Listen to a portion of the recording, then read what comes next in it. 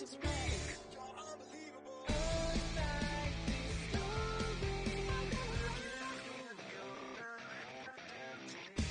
We don't stop. You can't stop. Just a little bit. Celebrate. Just beat it. Music's got the feeling to be.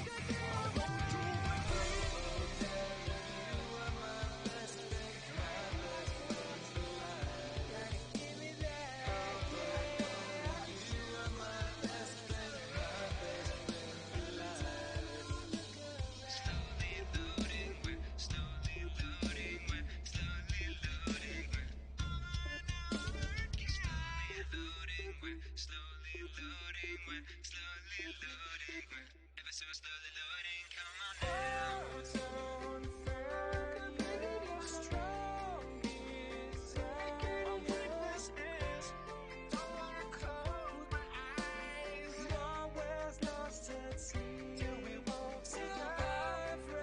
With me, oh yes, and then you're gonna come back and be so proud of me. With me tonight, I'm just thinking ooh, I want you to know that I need you.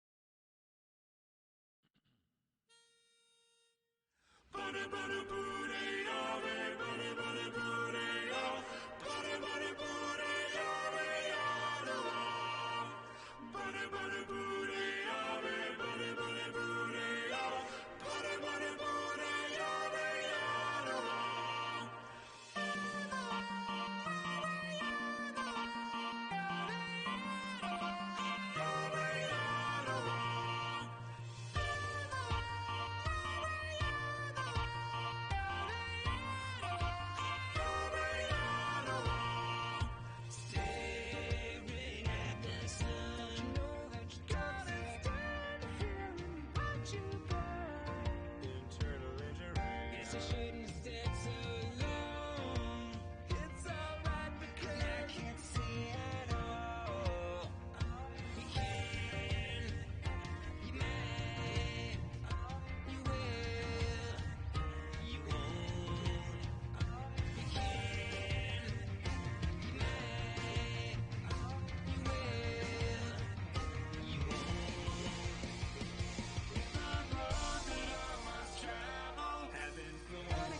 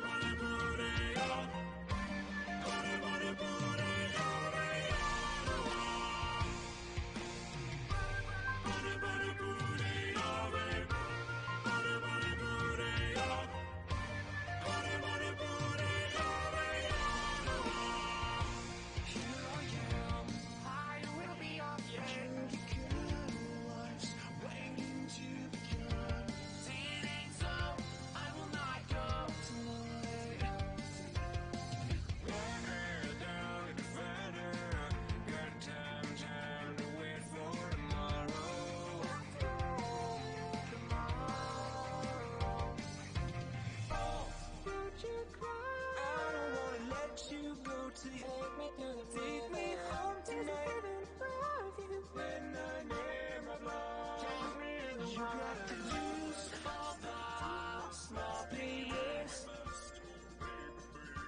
along with the secret of gummy berry juice. Keep on pressing, you pressing out in chorus. 1, 2, 3, 4. Come on, baby, say you love me. 5, 6, 7, 8, 9, 10, 11, 12. I'm just gonna keep on counting till you say you're mine.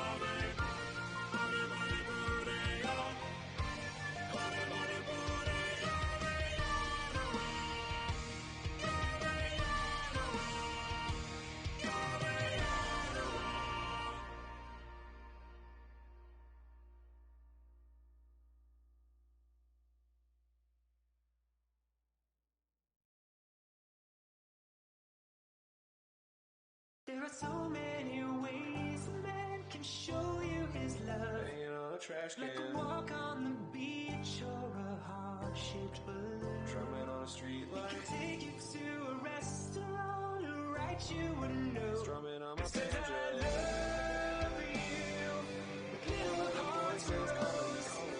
You can read it when you're alone. Voices calling me, calling me. Here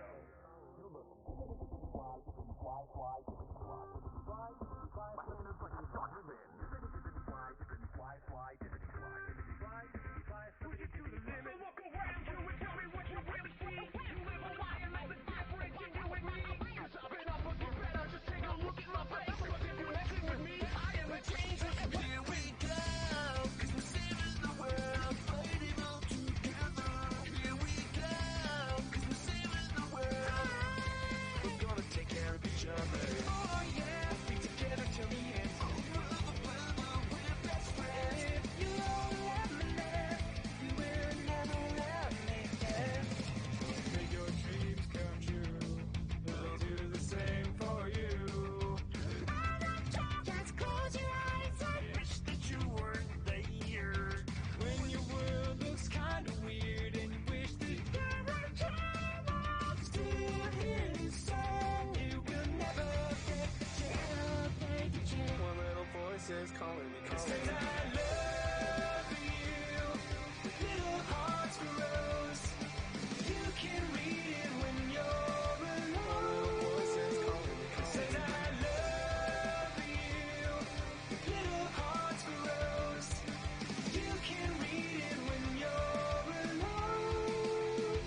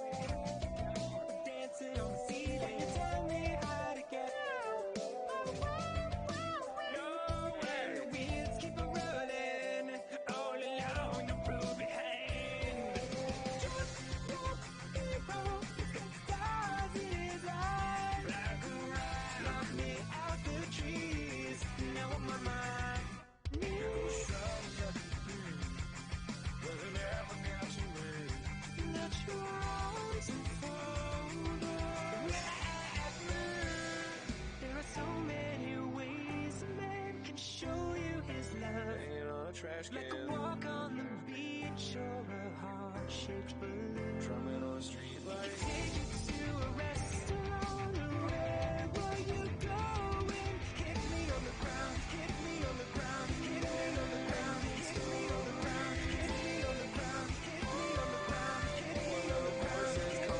Says I love you,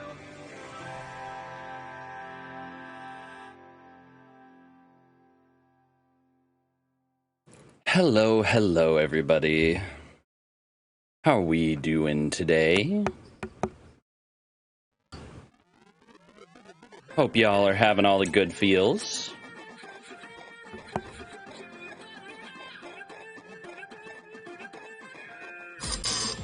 Yes. Yes, I am alive. I'm sorry, was that ever in doubt? I'm sorry, but rumors of my death have been gravely exaggerated, I'm afraid.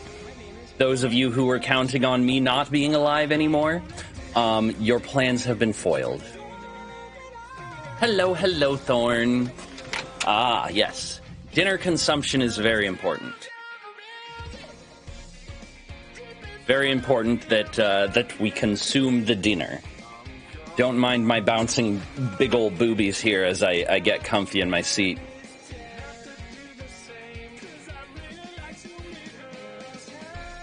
Oh, well. Lady got white fluid in their mouth that they do not want there. I wonder what they want us to think when we hear that. Truly it is a mystery. Of course, this being Lady, we all know the white fluid is probably something like milk or cream or jizz. Anyway.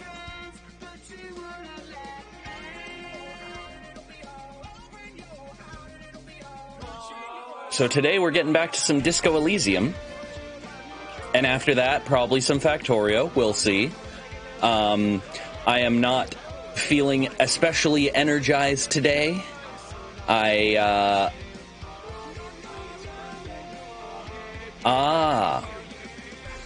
then it would be a mysterious white fluid.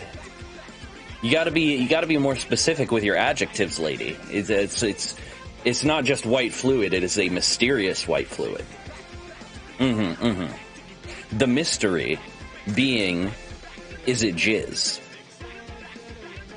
Anyway. But yeah, I am not terribly energized today. I didn't really sleep well. And then I had to get up and immediately go do a thing that was very unproductive and draining. But you know, that's life sometimes.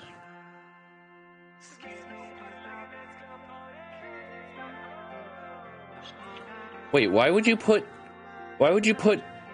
weird fluid inside of a squishy? Oh, do you mean like one of your Chewy stims? Stimmy Chews should not have strange, unidentifiable fluids in them. Hot take there.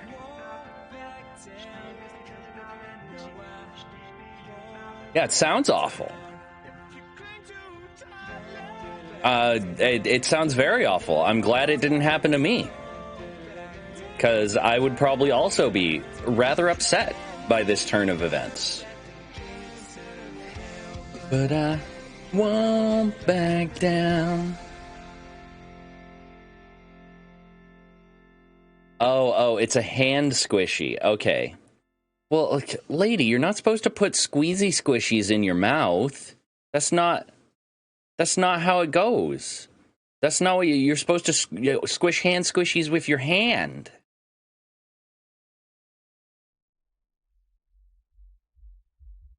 Ah, hello, Jet. How you doing?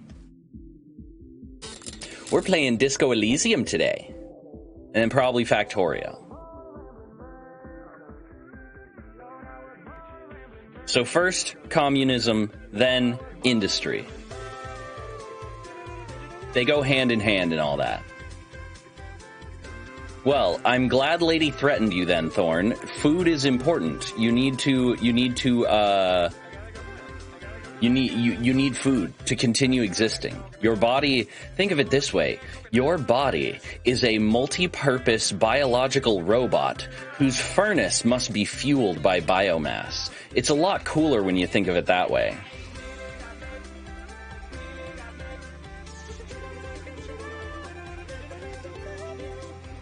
Lady, I would gladly play Rumbleverse with you again.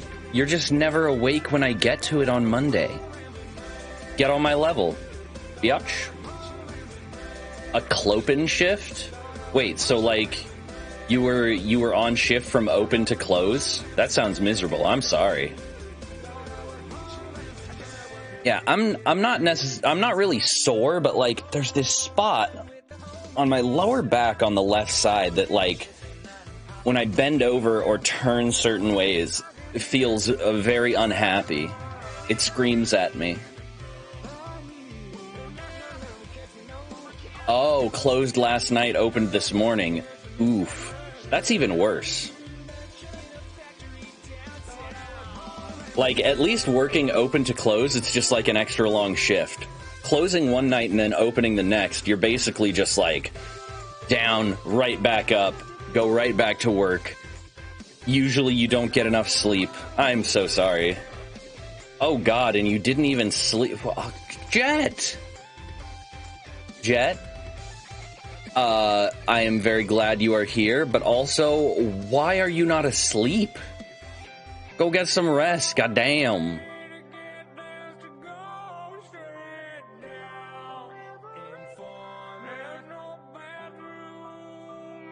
Yes, good job completing the thing. But also, goddamn, get some rest. Ah, okay. Well, I'm glad you at least got a nap in there. You gotta rest at some point.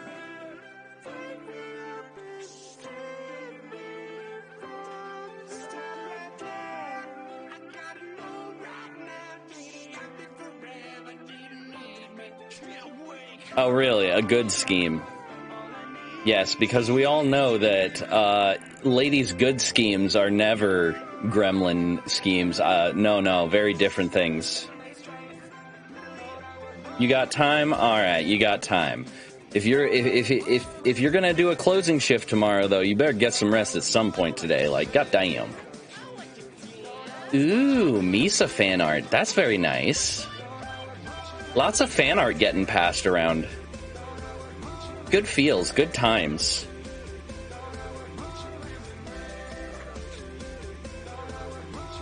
Moving to the country, gonna eat a lot of peaches. You know, I've been thinking I might want to fit RimWorld in somewhere. I might take a little break from Darktide after I get my Ogren to level 30. Because the devs have been taking a while to update the game. First, there was the plethora of issues they had to fix on release, and then I guess the devs had a vacation scheduled right after the release, and honestly, I'm not going to begrudge them that. You know, my game update can wait, so some people can go spend some time with their families, but I might take a break from Darktide once I max out my my Ogren and switch over to RimWorld for a little while. I have a fun idea for a colony of transhuman supremacist raiders. Raiders who raid other colonies not for their physical goods, but to steal their genetics to create a more perfect super soldier.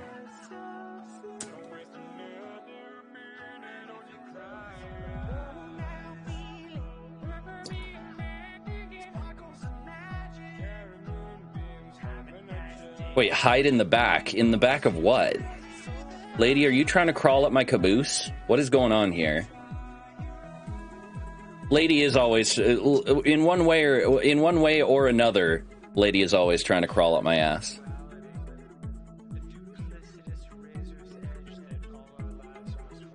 You know, I didn't think of it that way, but yeah, no, kind of like the scrolls.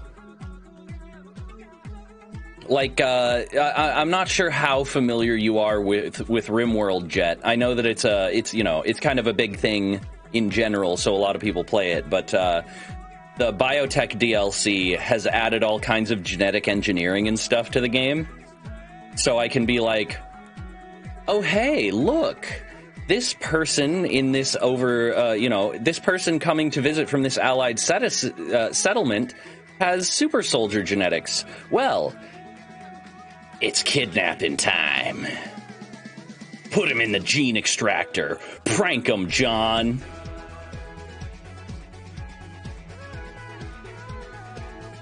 Yes, yes, much shenanigans. But rather than the more traditional RimWorld shenanigans of organ harvesting and human leather hats, it's more going to be, you know, superhuman supremacists with crazy modified genetics kind of thing.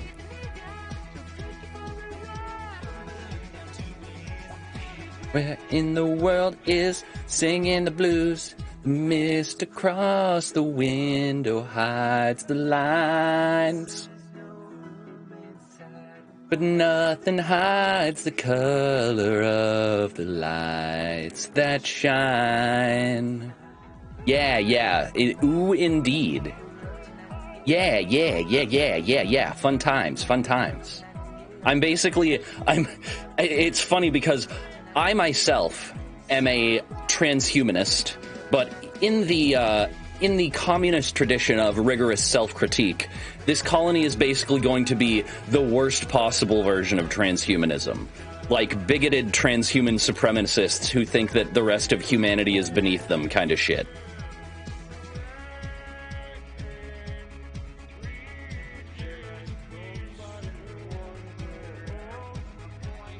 Aw, poor lady. Don't you worry. I'm sure fan art's coming any day now. You gotta stream more. You gotta get yourself out there more. People aren't as familiar with your design.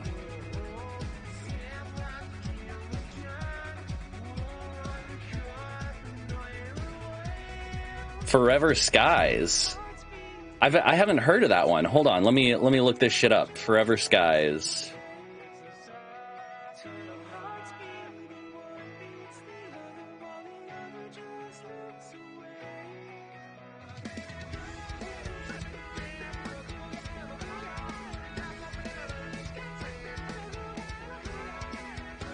Oh my god, lady! Lady, you were literally lamenting your lack of fan art 2 seconds ago, and then Thorn is like, I will make art of you, and you were like, no, do not. It's like me shooting myself in the foot telling people not to donate or give bits.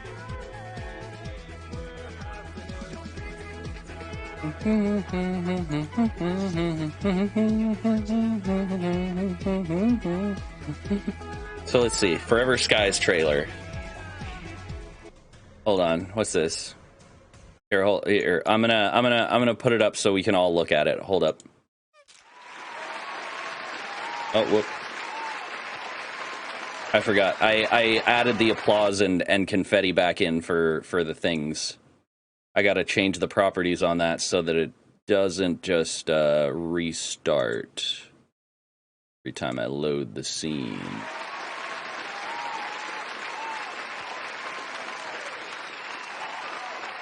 But yes, the confetti is back. No, don't restart.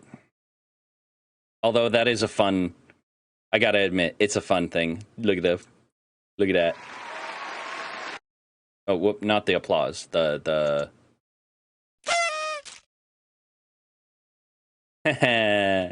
confetti time.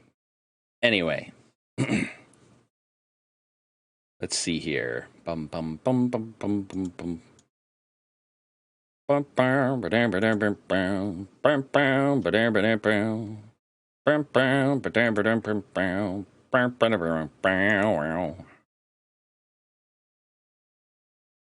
Yes, mischief indeed. Here, let me scooch on over here. To me, this is your fault. Yeah, it is. And I'm damn proud of it. Fucking try to stop me, bitch. Look at me. I'm fucking swole. I'm jacked. I'm henched. I'm various descriptors for muscular people, alright? Try and stop me. Anyway.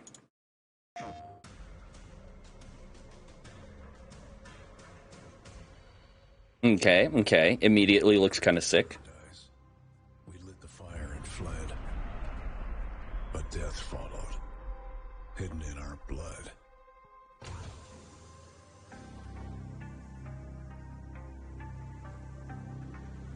No. It's gonna have less impact every time. You have to realize hedonic adaptation is a thing. You do the same thing too many times, people start to adjust to it.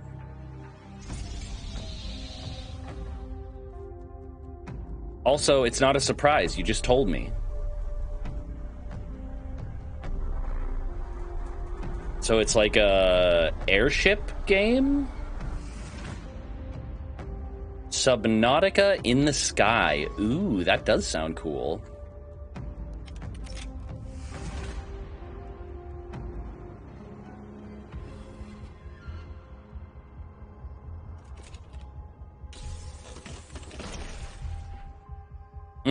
Yeah, no, I'm seeing where the Subnautica vibes come from.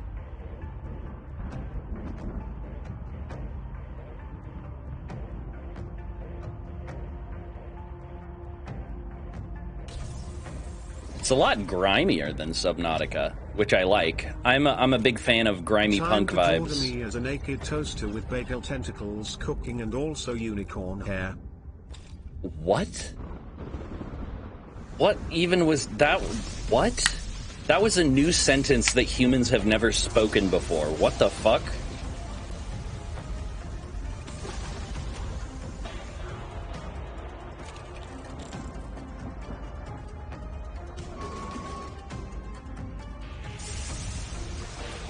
Yeah, no, this looks pretty sick.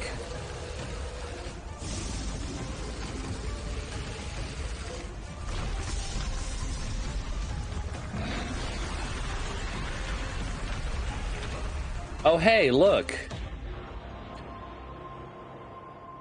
Warning. Multiple Leviathan-class life forms detected in this biome. Are you certain what you're doing is worth it?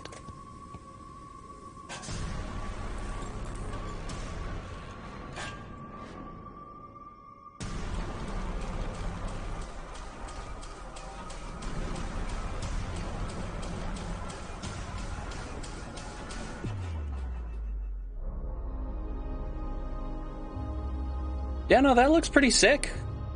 That looks pretty sick. There's no possible way I'm ever going to get to play it, because it's apparently on PS5. But, you know. That's cool, that's cool. Wait, PC? It said it was on PS5, so is it not an exclusive then? Right, so Quick Gambit is a perk in Dead by Day. No. We don't need to watch Otsdarva right now. We're good.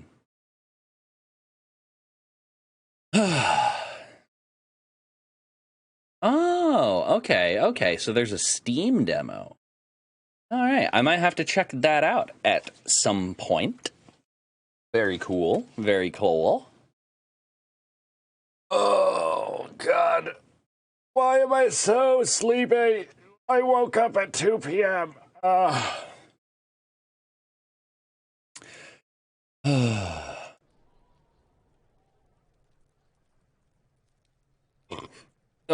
Curse this disgusting meat existence that has been forced upon me.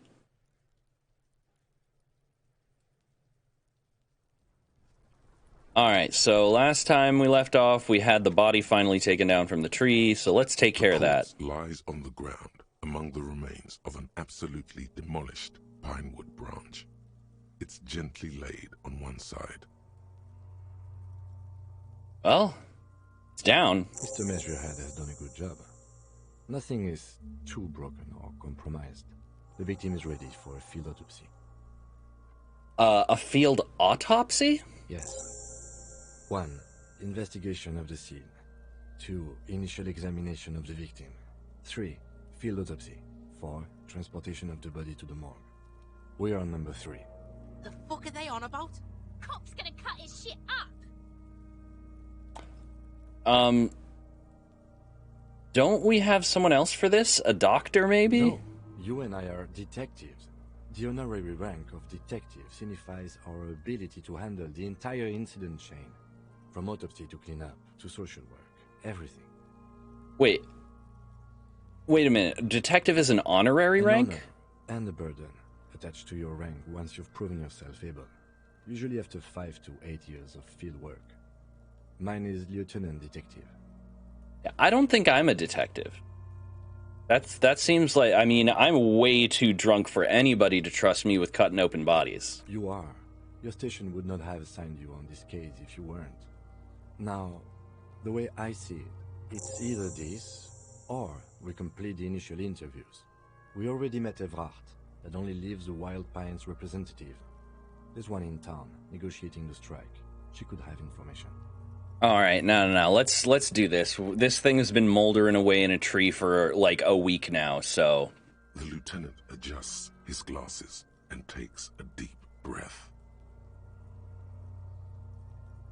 Tell me something, dead man. Shoot, Looney Rooney.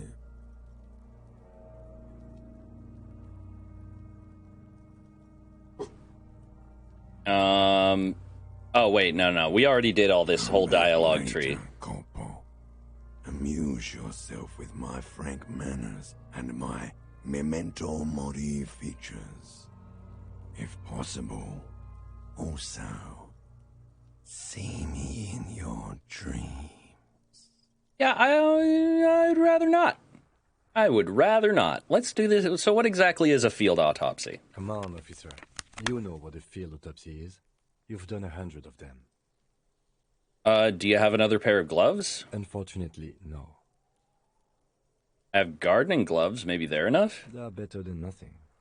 Tell you what, I perform the anatomical side of things, while you will take notes. Okay, so we just fill this in, right? Show him the red field autopsy form in your ledger. That's right. Okay. The Let's dead do man this. stares in silence as you crack open the ledger. The bright red paper is covered in boxes and lists, describing the condition of his skin and organs in 3 parts. Above those, an 11-field info form needs filling out first. It begins with... All right, number 1, assistant. That's you. All right. The corpse is indifferent to your scribblings, just lies there. The next box says... Coroner's case number. KK57-0803.0815. All right. Next. Write that down. Name. NA. Next. Date of birth. NA. Age.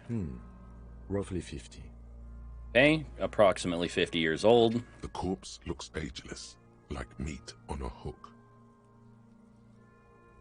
I mean, in a certain sense, I mean, you do continue to age after you die. That's kind of what decomposition is. But anyway, race. Mondial. The pudgy mess of curdled meat looks neither mondial nor anything other. Sex. No, thank you. No, thank you. Male. Pigs can have sex. I'm going to go ahead and just write male. Nor does he look male, with his pregnant belly and indistinguishable face. Okay, date of death. We're still going with March 4th, 51. All right, 4351. What else? 9. Body identified by is non-applicable. 10. Case number is the same as the coroner's case. KK 57 0503 0815 listens motionless, with the cargo belt still around his neck. Only one box remains. Evidence of treatment. None. At least not after the initial examination. A strange word. Treatment.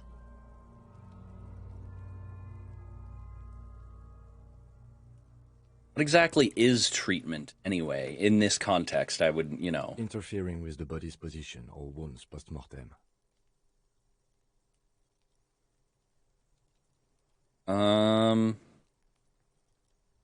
Not so sure. Didn't the footprints look like he was carried over? They'd have to have incapacitated and carried him over.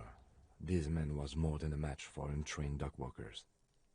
Places his hand on the dead man's chest, as if in preparation. Your central nervous system recognizes this gesture. It's the stations of the breath. Ecclesiastic, religious in nature, a holdout from pre-DeLorean burial rites. It takes him 2 seconds to perform. Then, somewhere in Jamrock North, a small wood shed behind Rosencrantz Row, Lieutenant Nick Feuerbat puts his hand to the chest of a small corpse, no larger than a monkey. It's raining outside, light drizzle. There is darkness in the shed. God, that is grim. Elsewhere yet, an obese female sits in a wicker chair, her silhouette bull-like against the window. Outside, Grand Coudon. The day is turning dim for Sergeant Mac Dawson. Hand extended, he approaches, to make sure she is dead more than anything else. The building is tall, 7 stories wind-wrapped in solitude. Most of the apartments are unoccupied. This was a suicide. The other, an accident. The small one. This is a lot of information from these skill checks. And so, all across Jamrock, Coal City, GRIH, 42 deceased persons found today. 42 stations of breath. We should start the post-mortem. 42 people dead in a day. You know, it's crazy to think about. But, like, I don't know. Maybe this is a bit morbid, but fuck it. I'm all about talking about weird, deep shit. Like, people die every day. It's so commonly... It's so common that it's almost a banal turn of phrase at this point. People die every day.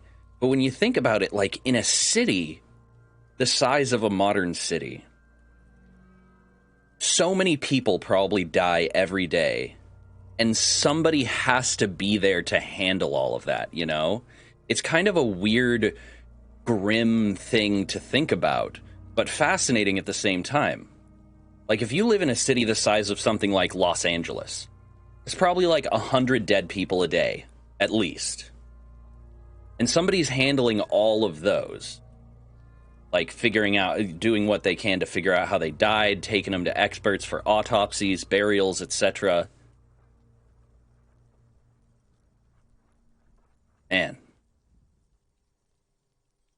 And yet most of us reach adulthood never seeing anyone actually die. I guess that's probably thanks to all those people working in that chain of custody. Yeah, working to exhaustion is a bad idea, especially on commissions, because when you work yourself to exhaustion, you're more likely to make mistakes. If you want your commission to be the best that it possibly can be, working yourself to exhaustion is the opposite of what you want to do.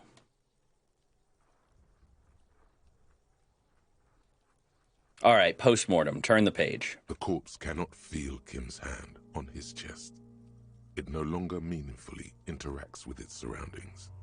A thicket of boxes and lists on red copier paper tries to answer why.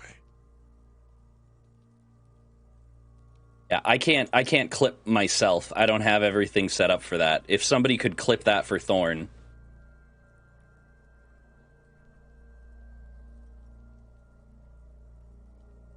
All right. External examination summary. Clothes. The deceased wears armored boots and white briefs. The make of the briefs is Babrodine, I think. Let's see. He turns the body on its side to check the underwear label. See, it's happening.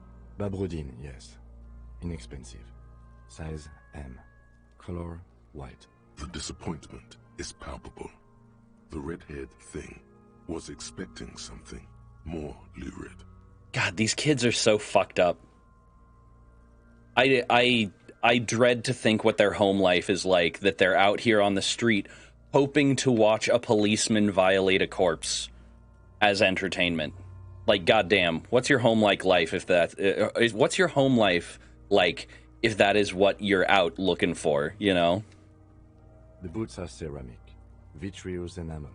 They are fused to his skin from blood flowing downward post-mortem. Removal of the boots is left for processing. All right. The boot has a serial number. It's E50.100.100. The lines between the plates are in the shape of the alphanumerical. The number is purposefully concealed by the design. Okay. Tattoos. The upper torso is covered in a single, continuous tattoo, resembling a map of the night sky. It reaches from the right shoulder to the heart. The ink is blue and white. The assistant has a color photograph of the markings to be added to the case files as document A1. The photo is taken on the scene using a Trigat Mini. The deceased has a belt for airlifting cargo around his neck, tied with a hangman's knot. Color yellow. Length 3 meters. There is a buckle on the other end. Well nourished, athletically built, measuring 1.8 meters. Generally consistent with age, about 50. Preservation is good. Ambient temperature below freezing. Body hair is light brown. Distribution is consistent with age. The deceased had male pattern baldness. Hair is combed back, short. Okay. Yeah, no, I'm not gonna touch this corpse's hair. Why would I do that? Just write the shit down. Lividity is consistent with hanging. The head is congested. Contusions are present on the head, chest, and thighs. Consistent with stones thrown post-mortem. Low velocity. Fucking low velocity? You think Kuno doesn't know what you're talking about? Velocity was fucking max. Uh-huh. Talking shit about Kuno's velocity. In addition, God, there these are fucking bite marks on kids. the face, scalp, and chest. Consistent with predation. Okay, okay. Ligature mark. The lieutenant produces a small folding knife. With the other hand pulling on the belt, he starts cutting into the polyester. Stench is horrid. After a while, it's obvious the material cannot be cut. The steel wiring. There's too much of it. We need to remove the belt so we can get to the ligature mark. You got just the right tool for that. The chain cutters. Good thing we got these chain cutters. Always good to think ahead. Now, He points to the rope squeezing the dead man's neck. we need to cut the belt to see the ligature mark below. Carefully, with as much precision as you can. See, my pig is gonna fuck his head off. No, he ain't. Your pig's a boring fuck.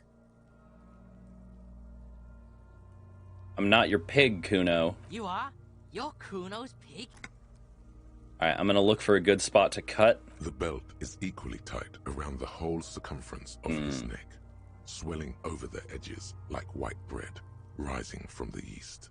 Ah, fuck. I'm gonna fuck up this skill check and mess up his neck somehow. Nope. Alright. Time for some polysex. Hold on.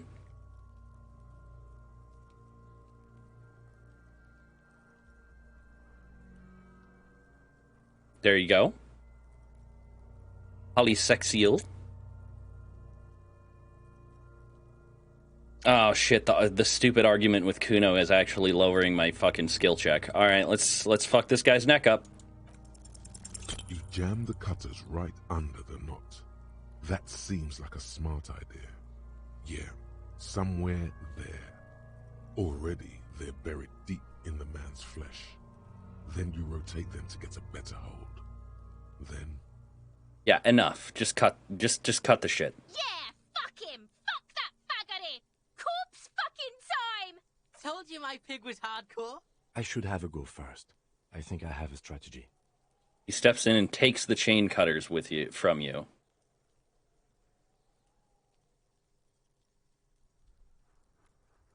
Alright, I'll just let him work. He sinks the cutters into the knot, preparing to perform the cuts, with his elbow to his knee for precision. Snap. The knot is slashed. Another cut and the belt falls apart like a flower bouquet, revealing the dead man's neck and the dark red ligature mark around it. Here. He hands the chain cutters back and then kneels closer to the body, running his finger along the dark red groove until it comes to a gap. The rope rises to a point, leaving a gap in the ligature mark. The suspension point is in the back of the neck, on the nape. I mean, we could see that just from observing the way he was hung. Hemorrhaging is observed on the skin, above and below the ligature mark. The mark is well pronounced, consistent with a drop from 1 or 1.5 meters. Chest is intact, normal contour. Abdomen is protuberant. Pelvis intact. Genitalia... No! It's gonna happen, see! I fucking knew it! This is clearly what they've been waiting for, ever since the autopsy began. The lieutenant is trying to make it as boring as possible. Genitalia is male and unremarkable. No evidence of injury. Okay, I'm just gonna write that down and move on. I don't want to go. I don't want a better look at this dead man's junk. Thank you. Back is symmetrical and intact. Upper and lower extremities are intact, but asymmetrical. There are combat injuries on the right hand, thigh, and hip. In addition, I see smaller, residual scars, too numerous to count, covering about 30% of his skin. Last item, hands. He takes the man's right hand in his, inspects it, and then moves to the other hand. Here, I'll inspect his hands at least. His flesh is cold, icy. Pleased to meet you. Where are you from and what's your name? My name is... I'm only fucking with you. I know where you're from. From Cappadocia. And your name is Il Corbo. What can I do you for, Il Corbo de Cappadocia? Yeah, I got nothing. Nothing does. This was pleasurable. I sincerely thank you for touching my hand. We should do this more often. Be close like this, I mean. Yeah, no thank you, Mr. Deadman. Yes, what is it, lady? Hands are clean. No sign of injury from struggling. The lieutenant concludes, the dead man's fingers slip from your hand, cold and sausage-like.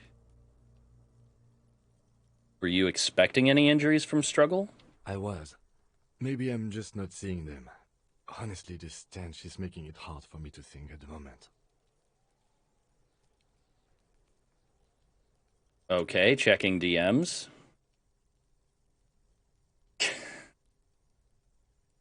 What? Lady, I love you, but what is that?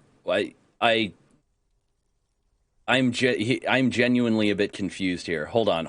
Let me show y'all this. Let me show y'all what lady just sent me.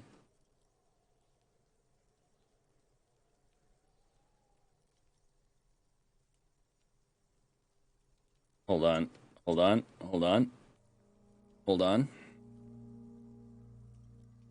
Computer, hello.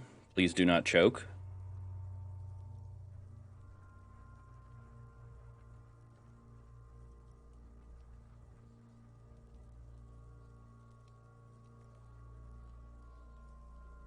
So, lady just sent me this. And I must say, I have some questions. I have some questions about this picture.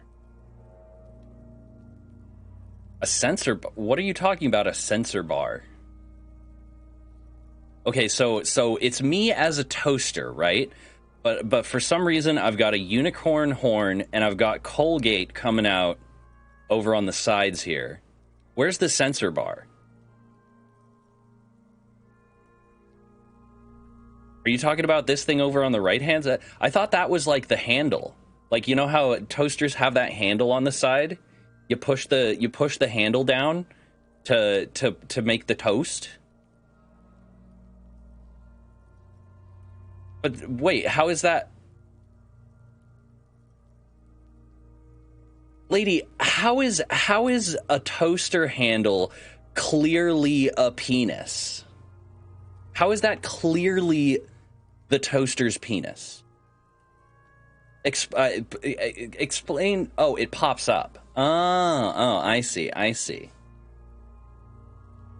See, I would think that in that case, the toast would be the penis, though, because like that's what like pops up and like protrudes out of the toaster. Also, hi Spice Rack. Hello. Good to see you. Toast is the foreplay. Okay, I see. Oh, and the hair is polysex colors. Got it. Yes, hello. Hi, Spice Rack. We're playing some Disco Elysium. Not slowly. Rapidly descending into madness and addiction like you do in games.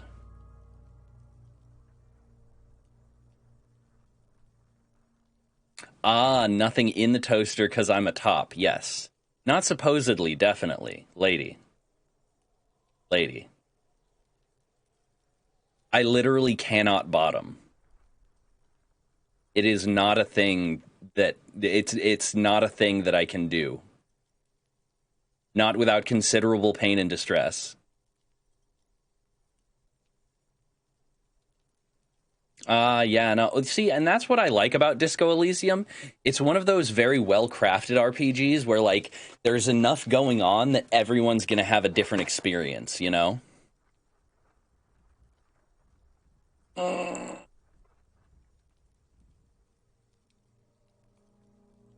Yes, yes. Wiggly, sexy energy. Sexy energy would be wiggly. That is true. A lot of wiggling going on in the sexy energy. Mm-hmm, mm-hmm.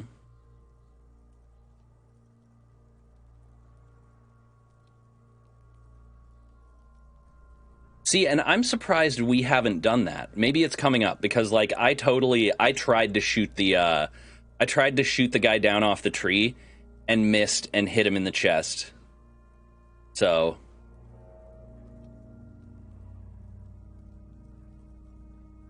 yeah, no, I do indeed have that art. Hold on, let me move that to the, that's going in the fan art folder. Gotta add that to the slideshow here, 1 second. You know what's funny? It's a common meme in the Warhammer fandom that tech priests of the Adeptus Mechanicus are all toaster fuckers. Like, they get so excited about technology that they love toasters and they find them, like, erotic. So the most well-beloved holiday amongst the Adeptus Mechanicus is called Toaster Fucking Day. Oh yeah, no. I mean, there's literally a subreddit specifically devoted to dragons having sex with cars. Like, if it's an obscure fetish, there's a subreddit for it. Yeah, no, that's true. That's true. There's also cars fucking dragons. Ooh, Death Star shaped toaster. Very nice, very nice.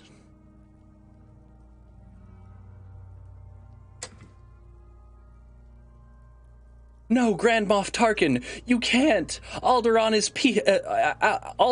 is white bread. We have no grains, no whole grains to defend ourselves. But yeah, the whole Adeptus Mechanicus toaster fucking, though, that's just a meme. It's not an actual thing that exists in the... God damn it.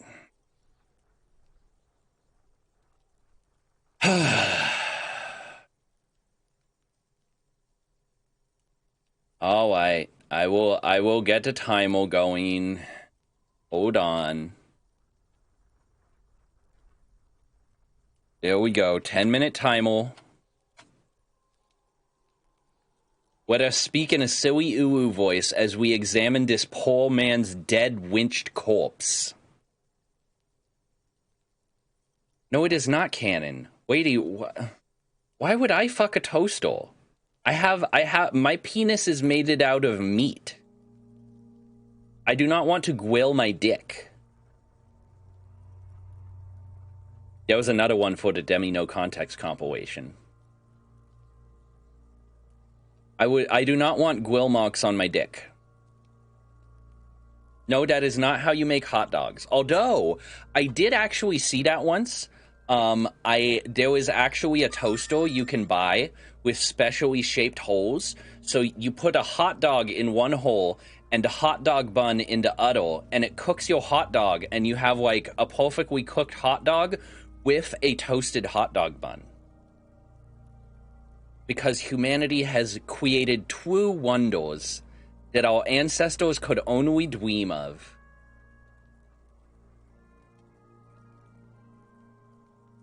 Yeah, not that hot, Wadey. All right. In that, if you're talking about the temperature of things I am sticking my penis in, I wouldn't say I like it hot so much as pleasantly warm.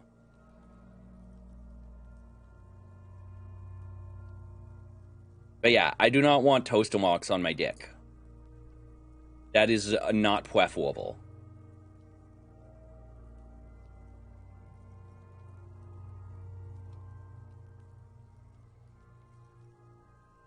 No.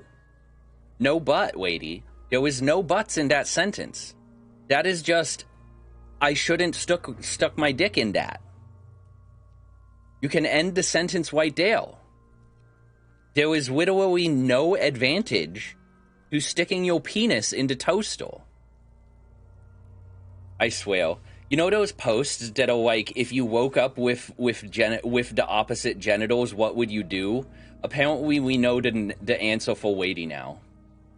If Wadey woke up with a dick, they would have 4-degree burns on that dick within like 10 minutes. That is, yeah, no, that is, it's same but opposite energy. I shouldn't stick my dick in that butt is the opposite meme of anything is a dildo if you're brave enough.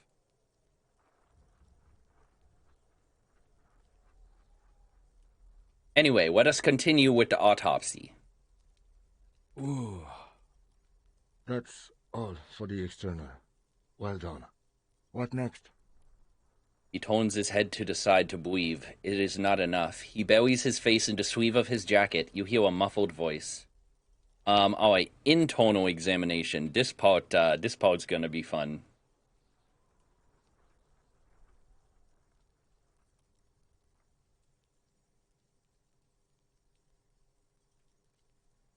Wadey. See... Cause why not? See, Wadey, and this is one of those obvious ace moments right there. I have a pretty hard dick. My dick achieves a level of rigidity that is above average. And even I could not turn a deadbolt with my dick. You see, the problem is, the penis has a very extra squishy part on top, the head there, you know? And that part does not get rigid and hard. So you would be painfully squishing the head of your dick against a deadbolt and not really getting much done.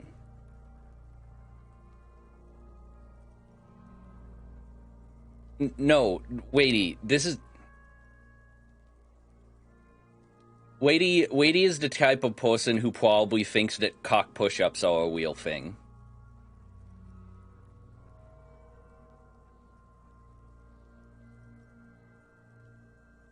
There is no such thing as a cock push-up. You cannot exercise the penis. You can do exercise that involves the penis. I mean, sex is the best cardio I've ever had, but that's only if you're doing it right. But you cannot exercise your dick. That's not how it works. It's not a muscle. It's just spongy tissue full of blood.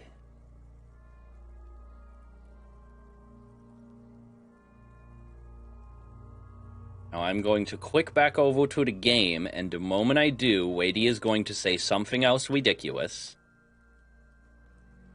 Alright, internal examination time. Central nervous system. I have nothing. Do you have anything on this man's central nervous system? Of course, there is a moral to be drawn from it. A moral to this story.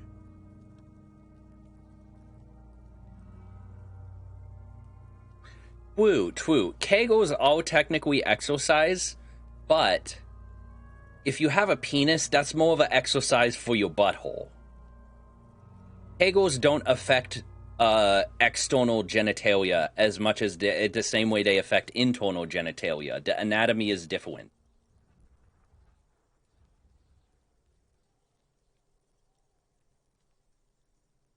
Wadey, are you...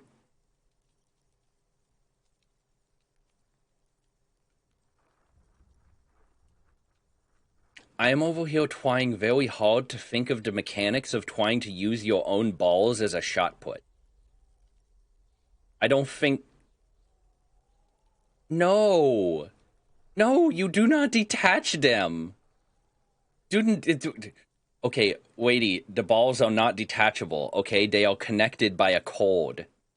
They are connected to your pelvis by a cord. A cord which is incredibly sensitive, I might add. Like, the cord that connects your balls to your body is incredibly sensitive. No, they are not detachable. Like, but... Now you're just fucking with. You are definitely just fucking with. But yeah, when I actually, when I got my vasectomy, I had to go under general anesthesia because I had an initial forced attempt where they did a local anesthesia before doing the vasectomy, and they numb up your entire ball sack, and then they put a clamp on the cord. And even with the general anesthesia, the clamp on the cord was so painful, I nearly vomited right there on the table. It was one of the worst experiences of my life, especially because the lady who put the clamp on the cord looked at me like I was the biggest baby she had ever seen.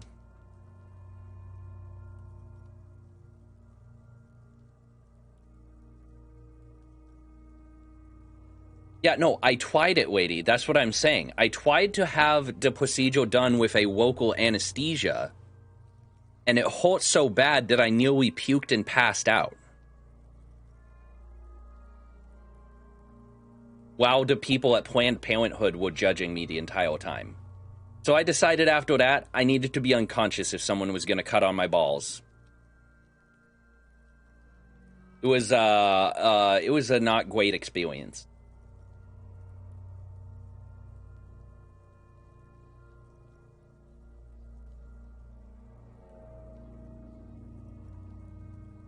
Alright, moving past that, if I may add a moral to this story. What would that be? The dead man looks, too, with barely contained excitement to hear the moral of his story. The brain is very vulnerable to compromises in its blood supply. I think that may well be the moral of every story, officer. I like him. He's got a good sense of humor. Alright, we'll write down NA. Good. Musculoskeletal. Purge fluid is coming from the mouth. Not injury-related. Eyes and tongue protuberant. Hyoid bone. Let's see. Yeah, do not have toaster sex. It is bad and you will burn your pee-pee. That is a moral I can get behind. Also, hold on. What is a hyoid bone?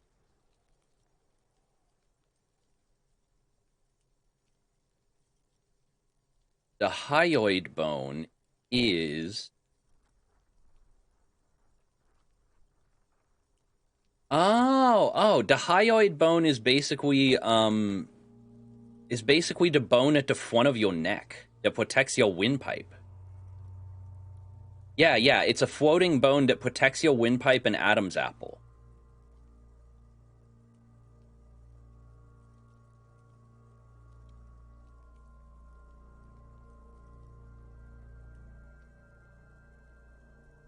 Gotcha. Alright, Ulu time is over. Whew. Oh, we made it through. Alright. Yeah, no, I would imagine you're gonna have a bad time if that kind of bone breaks. No buts, lady. Hush. Eat your peas. Hush up and eat your peas, like a good girl. With his eyes almost closed, the lieutenant puts his hand on the dead man's throat and begins to massage it, gently. A rotting smell erupts from the mouth. Purge fluid runs down his lips, black and viscous. This is the most unpleasant part of the game so far. Yeah, jack that fucker off! The hyoid bone is fractured. The rest of the musculoskeletal system is intact. Unremarkable. Didn't break his neck. So he suffocated then. Respiratory system. Back hunched as if in prayer, he begins to pry open the dead man's jaws. He stops to exert more force. Both hands are used. Oral cavity shows no lesions. The victim has received dental implants, possibly after a combat wound. Mouth swollen. hemorrhaging present in mucosa of the lips and mouth. From here, it looks as though the clown-faced man is screaming. The tendons of his jaw are torn apart. Hyoid, ripped from the force of the lieutenant's hands. Alright, let's look in his mouth real quick, see if there's anything we can notice that Kim missed. No scream, no sigh of relief rises from the darkness inside. It's humid there. Sickly sweet air, unlike anything living. You feel like you're about to throw up again, straight in that mouth of his. Look deeper inside. We gotta risk it. It's hard. Once more, you taste stomach acid in the back of your throat. A contraction. Your throat pumps a little something from your stomach and into your mouth. You're forced to swallow, just to keep looking.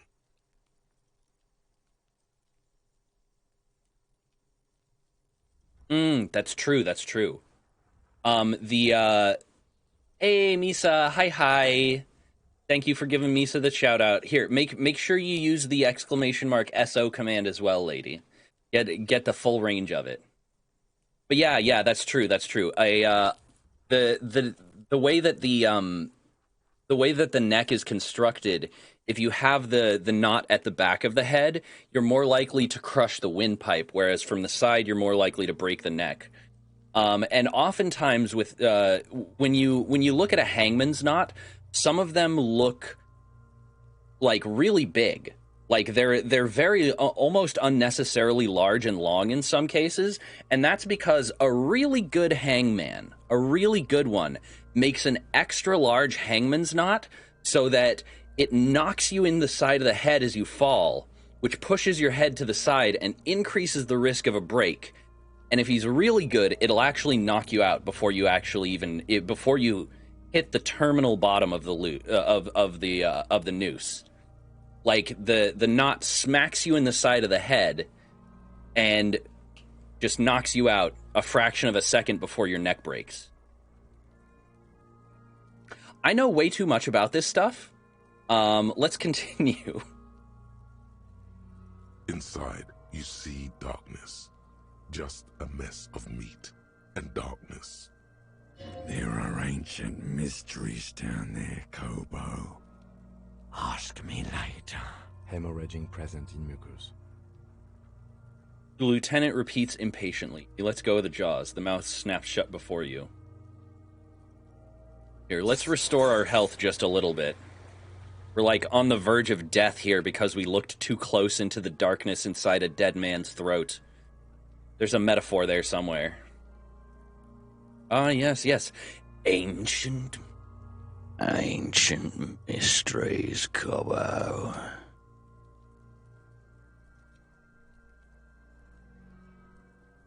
Only without them adding a lock to their door. Oh yeah, no. I know way too many weird fucking morbid facts.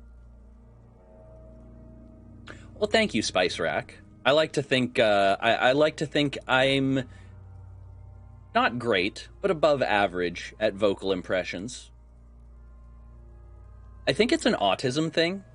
Like, just in general, a lot of autistic social cues and the way you talk to people is sort of a act of instinctual vocal mimicry. So, it just because, because I learned to talk by copying other people, it made me better at copying other people's vocal patterns.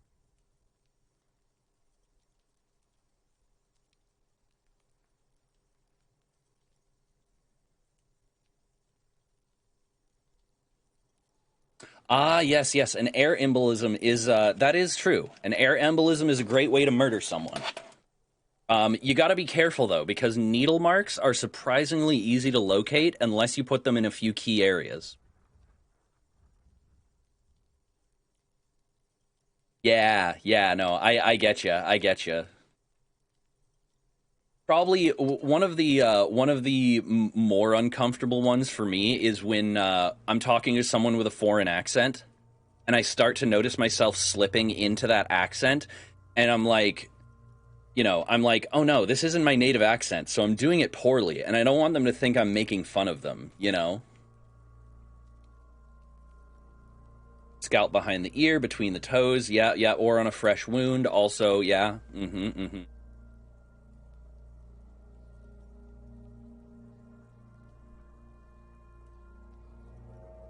Probably the best way. Probably the best way to do it is in a hospital when they're getting an IV. Because that way, like, you've already got the needle mark from the IV. If you can sneak an air bubble in there, it's tricky though, because like, it's got to be a big air bubble. I feel like one of the things that people don't quite get about the whole air embolism thing is you actually need a sizable amount of air to guarantee that embolism.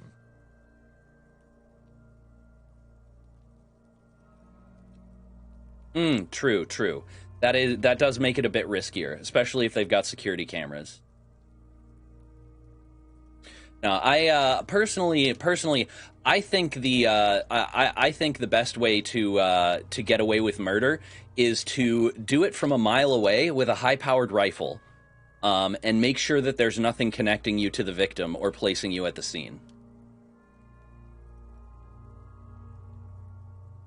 Yeah, the Midwestern. You mean like the, oh gosh, they're. Oh wait, no, that's more Canadian. More like a Wisconsinite accent. Oh gosh, there. Oh golly gee. Hitman. No, I am not familiar with the book Hitman. I have played the game Hitman, and I did read the autobiography of Richard Kuklinski, or the biography of Richard Kuklinski known as Iceman.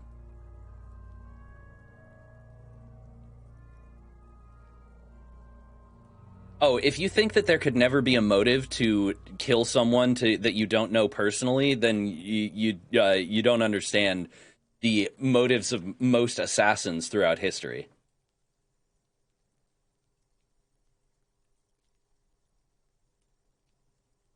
Also, hi Snooter, good to see you. Welcome. How you doing?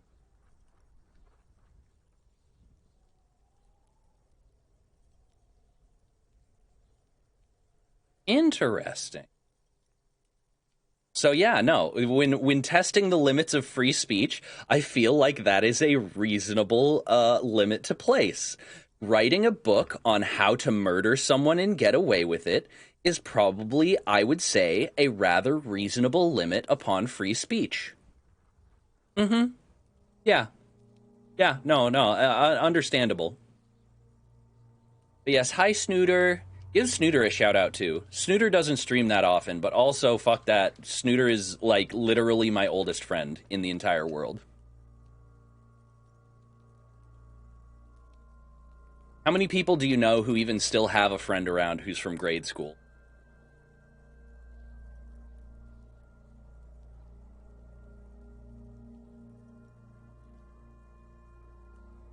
Yes. She is the awesomes.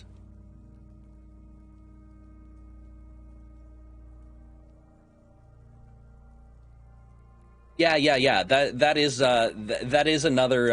another bit of advice. You want to wear oversized, baggy clothing because it obscures your silhouette, makes you harder to identify. You can also, if your dexterity or ability to flee the scene effectively is not a huge deal, you can also wear platform shoes to try and obscure your height. You know. Yeah. Yeah, no. There's a lot of things. There's a lot of things you could do. You can also walk. You can also walk with a different gait, sort of hunch over, so that it, do anything you can to obscure your silhouette to avoid a later identification. All sorts of fun stuff. All sorts of fun. Yeah, no. Summertime is the time to do it. Honestly, if you don't stream on Twitch during the holidays or the deep winter, you're not missing much. It tends to be the down season around this time of year. Like, we're just barely coming out of the holidays, which is like the slowest of slow seasons for streaming it. Anyway, we're getting distracted talking about how to get away with murder. Let's investigate this murder some more. Hepatobiliary, NA. Hepatobiliary? Like his liver and stuff? Well, I mean, that would be like a tox screen. You can't really do that as a field autopsy. Why? Don't we have anything? Are you a hepatobiliary expert? He looks at the corpse's stomach with a mixture of tiredness and disgust. I don't think so. Neither am I. That's it? That's it. All right. Write down NA then. Same for toxicology and serology. NA. Yeah, no, we can't really run those in the field. Cardiovascular. The body exhibits heavy lividity. Blood has gathered in the hands, feet, and neck. Hypostasis is visually consistent with the hanging. Gastrointestinal.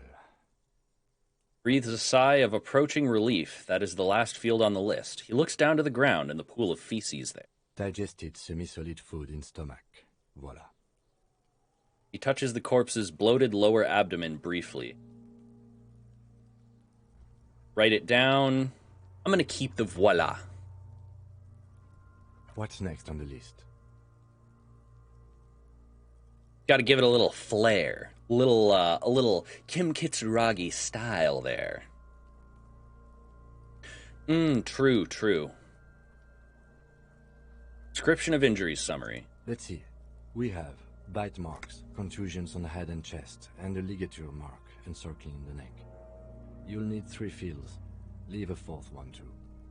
What about the injuries we've inflicted? Oh, so we inflicted them? Okay, alright, fair. I inflicted. Okay, so there's a spin-stabilized munition from a Kiel A990 muzzleloader lodged in his lung. And an incision on the thorax from a chain cutter. I wouldn't mention those. Better not to muddy the waters. Isn't that sloppy? Be pedantic if you like, it doesn't matter. No one else is going to investigate this man's murder. And if they do, such details would only confuse them. See? These pigs are fucking corrupt.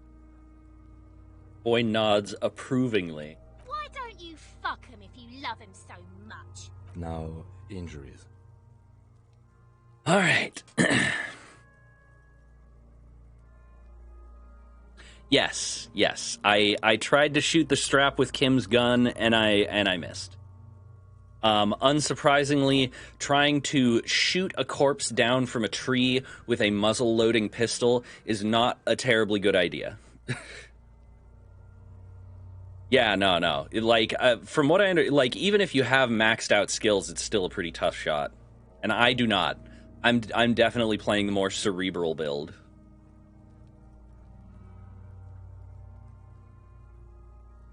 Ooh, nice. Can't wait to see I can't wait to see the result, and also I can't wait to see Vale's reaction. You should you should give it to her live on stream. You should wait until she's live on stream and then give it to her then, so we can get the reaction and get it all clipped and shipped. All right, so first bite marks. Head, chest, and scalp bite mark injuries. Predation by birds has caused damage to the body. Odontologist does not need to be consulted. And your opinion, officer? Opinion, non-fatal post-mortem. Agreed. Next injury? Fusions. So, the scalp bleeds from a post-mortem head injury, a stone. The injury does not have the rim of an early inflammatory response. The perpetrator on the scene has confessed to causing it post-mortem. Hey there, Tiger. Yeah, no, I was just talking about bite marks. These aren't the fun, sexy kind of bite marks, but if you don't mind, go ahead and, just, you know what? Right here, right on the tattoo, it says bite me for a reason. How you doing, Tiger? Good to see ya. Also, lady, I have tons of good ideas. I'm a fucking certified genius, don't you even? I could be in the Mensa Society and shit, if the idea itself wasn't inherently elitist.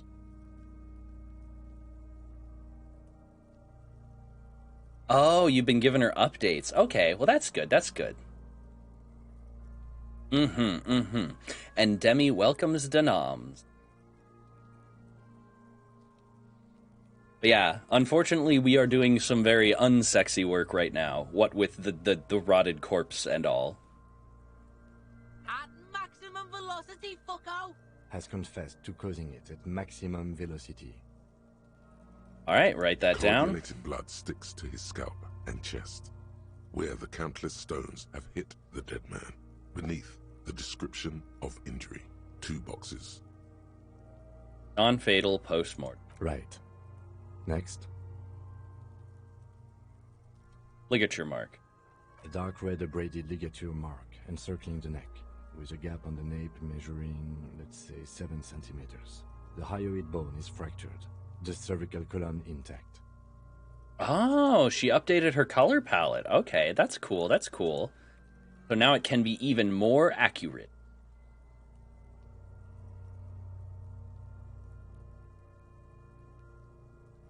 Oh yeah, no, that is fabulous. I like that.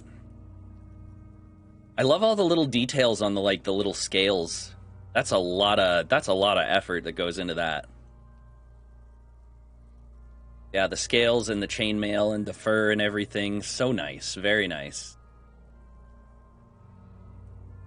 Ooh, you should on the little TV screen when you add the face to the TV screen, you should have her do a little kissy face. Like a little the two like triangle marks for the happy eyes and then like an asterisk for the kissy face. That'd be cute.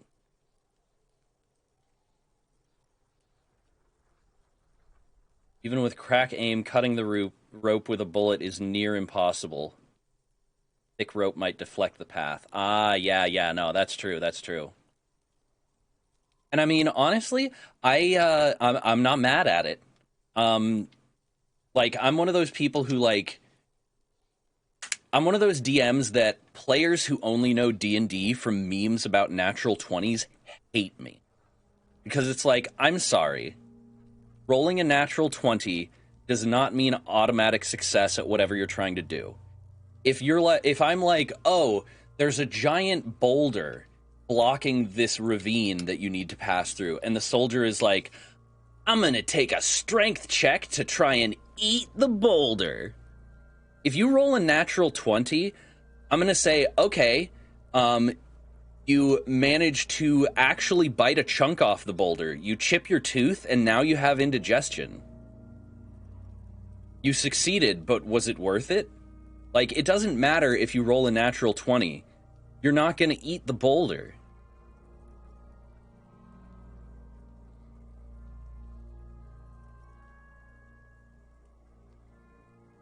Because it's funny. Yeah, nat 20 within reason. But yeah, why do DMs let players take actions that are obviously going to fuck them over? Because it's funny. I mean, I wouldn't say it's mean. If it gets a laugh, if you do let me put it this way, if you do something really dumb as a player and dumb things happen to you, that's not on me. You're the one who made the decision.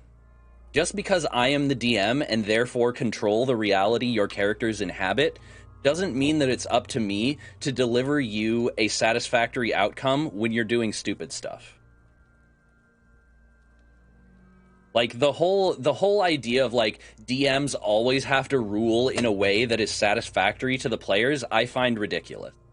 Like, what if a player's like, I'm a wingless normal human, and I'm just gonna jump off of this tower and try to fly. Oh, look, I rolled a nat 20. Like, it's not on me to make sure your character doesn't die because you took an obviously stupid suicidal action. You're the one who did it.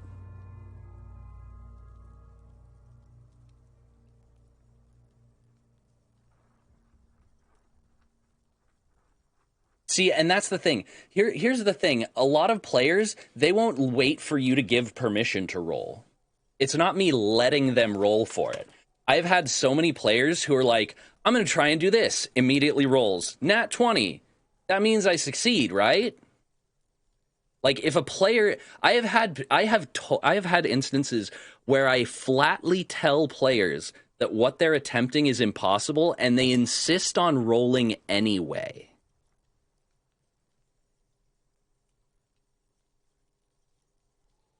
Yeah, no, exactly, Jet.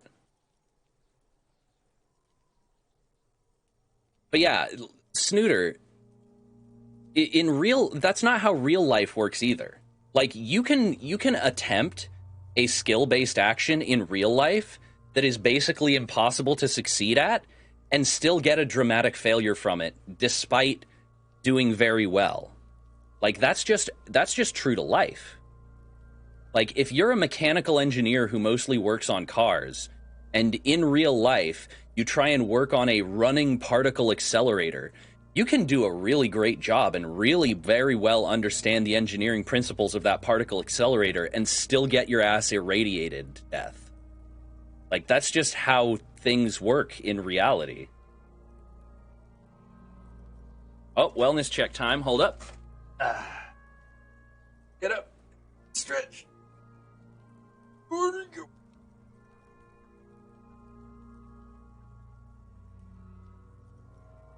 Where do you go?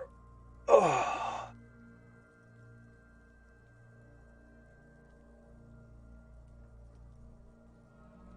Yeah.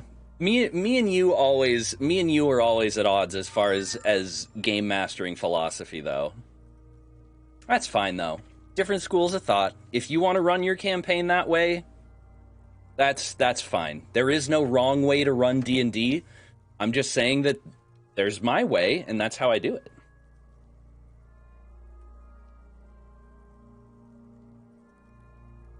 Oh, motivate you, huh?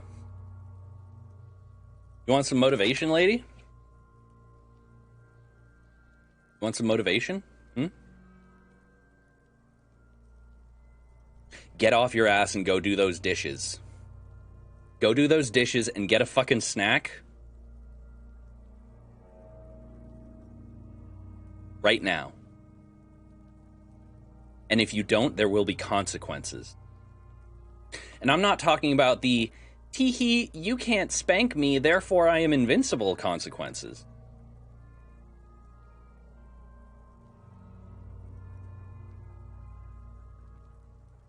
There you go. Thank you, lady.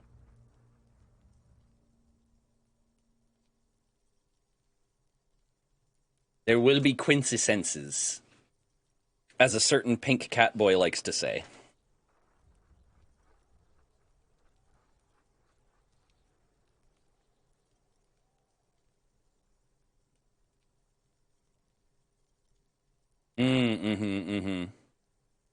Yeah, no, that's how the dishes do. Seems like I don't do the dishes for 2 days and all of a sudden the sink is just overflowing. Like, goddamn. So many dishes. I don't understand how people with like, let me put it this way. I grew up in an enormous family, and I don't understand how people with enormous families manage to keep that sink empty. Dishes overflowing onto the counter literally every day when I was growing up. Like, and for those of you who don't know, I am the second of 9 children. And that's only counting siblings and half-siblings. That doesn't count step-siblings who would occasionally live with us.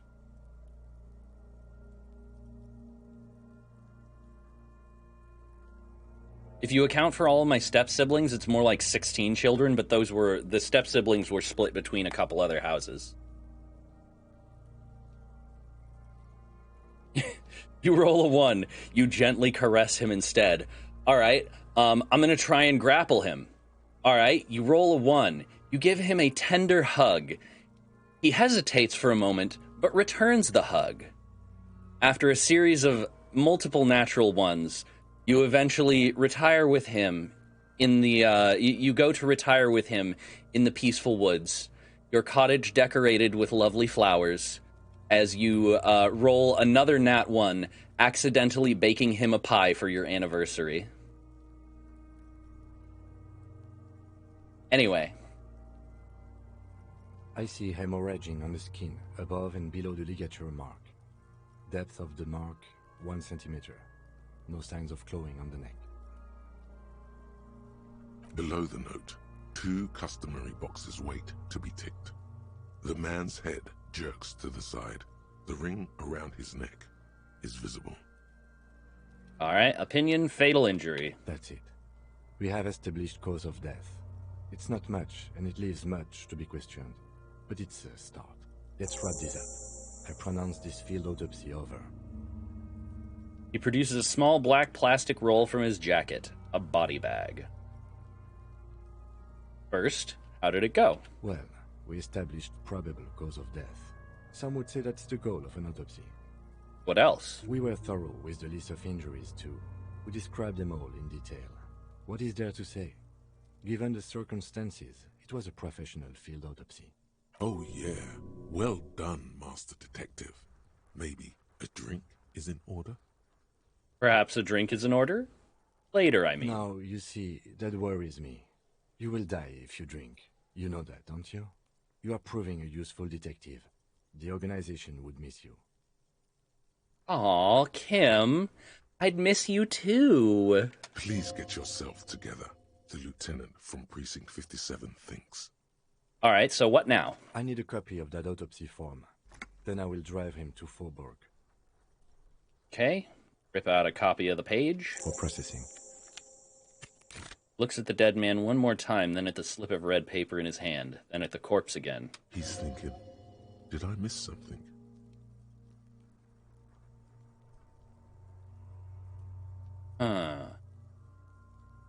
There is something we missed.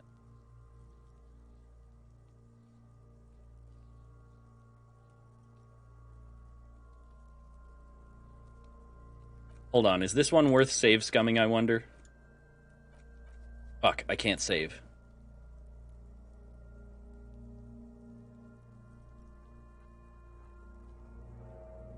Hold on.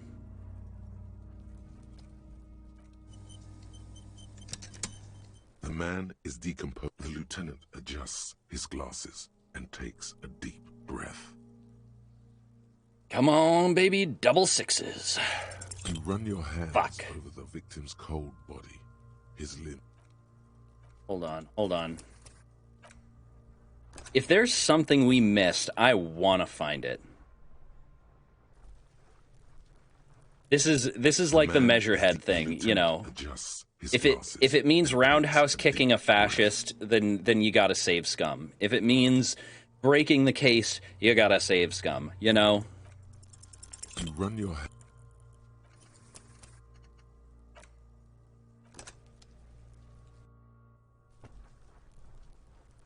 The man is The lieutenant adjusts his glasses and takes a deep breath. You run your... Critical failure. Oof. Yikes. The man is decomposed. The lieutenant adjusts his glasses and takes a deep breath. You run your hand.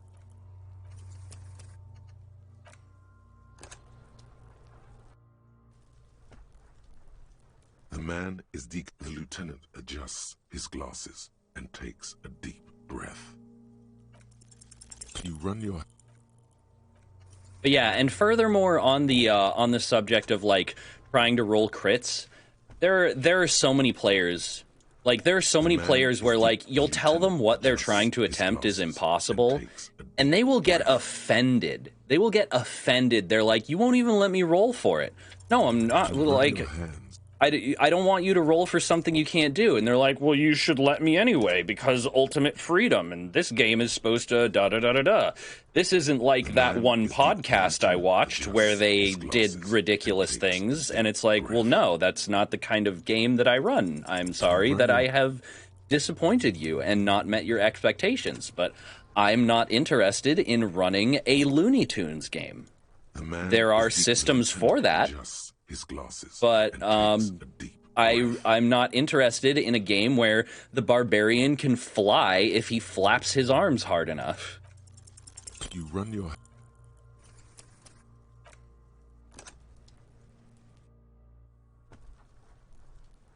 man is decomposed. The lieutenant adjusts his glasses and takes a deep breath. Breath and... You run your... So close. There was one... I got a 6 and a 5 at one point, which was almost enough to succeed. Yeah, no, it's true. I mean, if your barbarian, if your barbarian maxes out strength and dexterity, they got some big beefy arms that they can flap really fucking hard and fast. But that's just not how aerodynamics works. It's not a thing. The lieutenant adjusts his glasses and takes a deep breath. You run your hands. Ah, so close. Another 5 and a 6.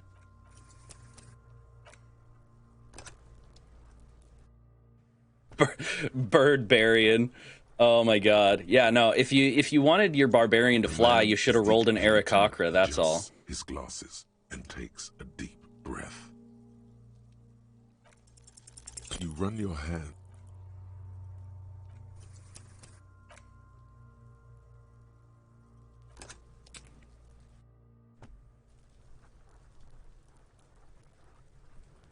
The man is decomposing visibly now. The lieutenant adjusts his glasses and takes a deep breath. You run your hands over the victim.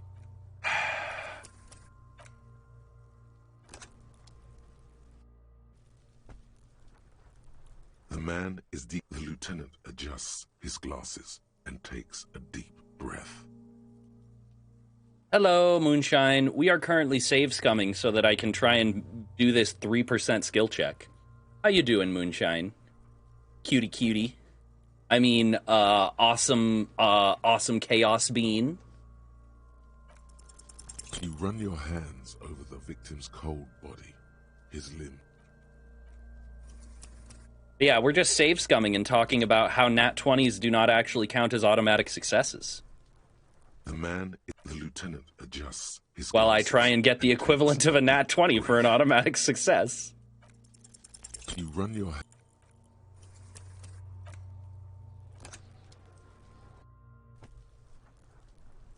The lieutenant adjusts his glasses and takes a deep breath. Yep. Moonshine, get the uppies. Here, boop. Up on my knee. There you go. You run...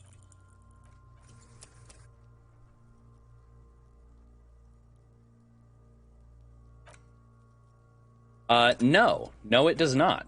I am one of those people who, like, I feel that a nat 1... The lieutenant adjusts his glasses. A nat 1, I will say, a nat 1 is likely to result in failure, and if you do fail while rolling a nat 1, then I will make the result somewhat comically inept.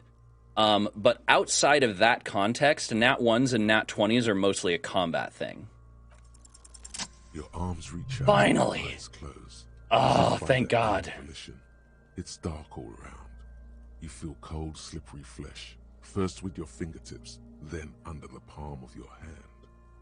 But, like, for instance, if you have a plus 10 to a skill, and the DC is a 10 or an 11, and you roll a nat 1, you'll still succeed.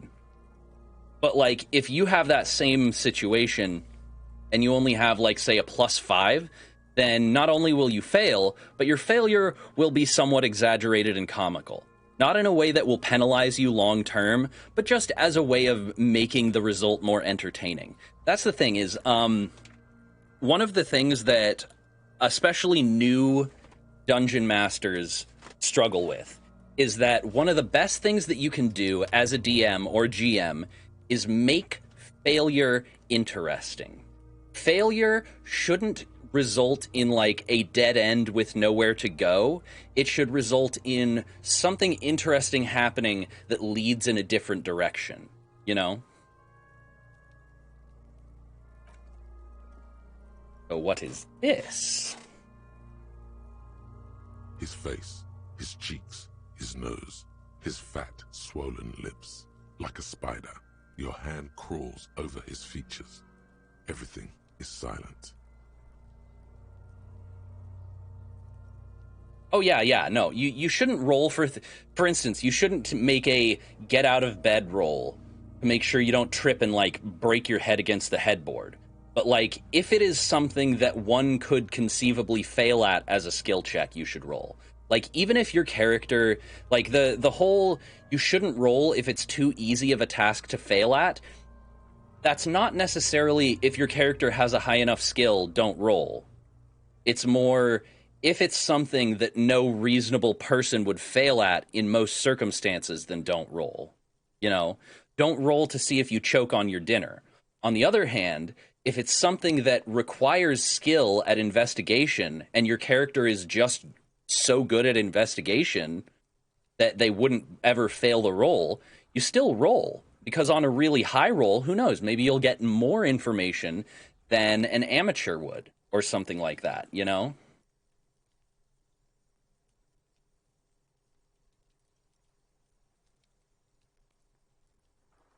Do one as a plus or minus 10 on the roll? Yeah, that's actually an interesting way to do it. I like that.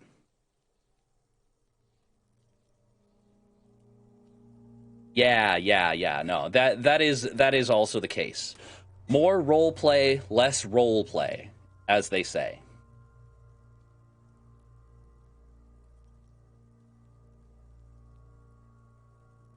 Here's the thing. You should only have... Dem drink the adult juice, silver giggle. Oh, we gotta dehydrate. Okay, hold on. Yeah, if you're good at something, you can probably do it. But...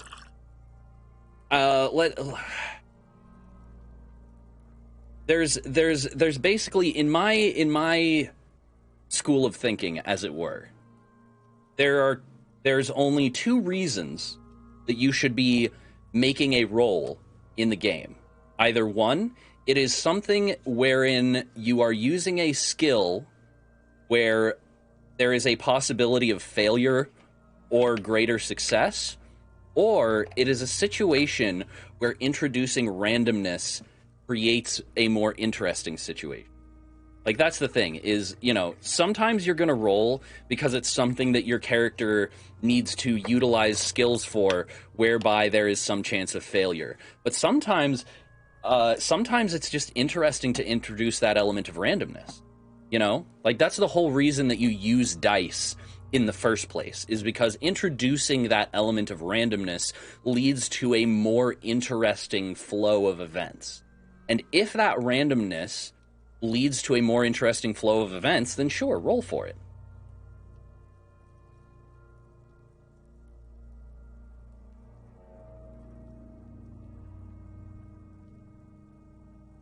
See, and I would agree with that in most situations, Snow.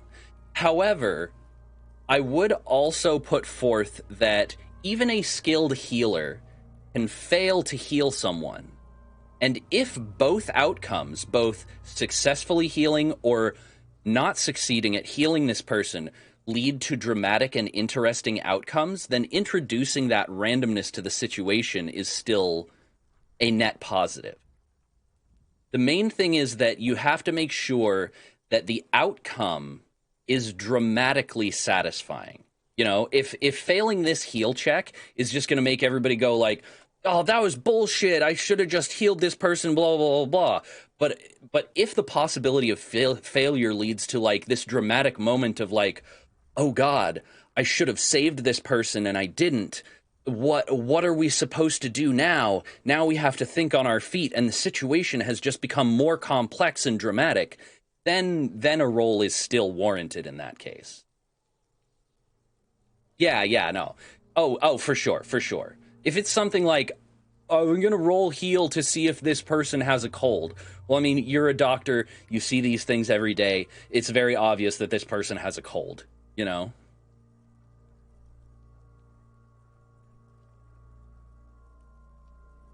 Like, everything...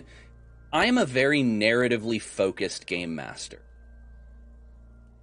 I feel that in the majority of cases, not in every case, because sometimes shit is just random and it just makes sense that it would be random, but in the majority of cases, die rolls, successes, and failures, those should only occur in service to making the story as interesting as possible.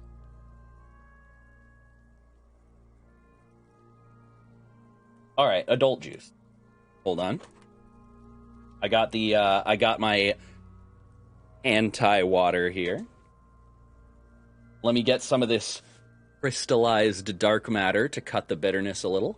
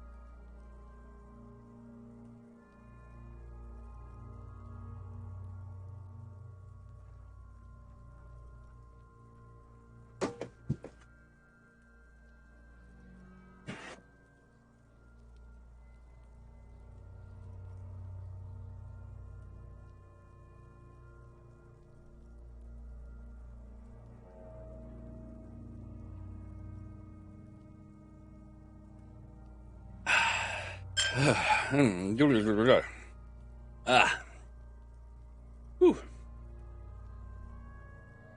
Man, even cutting that bitterness. The combination of anti-water and citrus, it almost tastes like biting into an orange peel. Oh, the moonshine has come. The moonshine has gotted the uppies and achieved some chaos by introducing the anti-water, and now he vanish like ninja.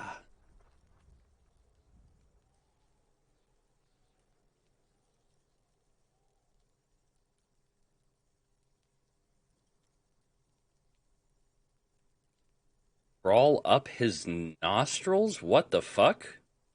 They are swollen shut. You need to really push to get in.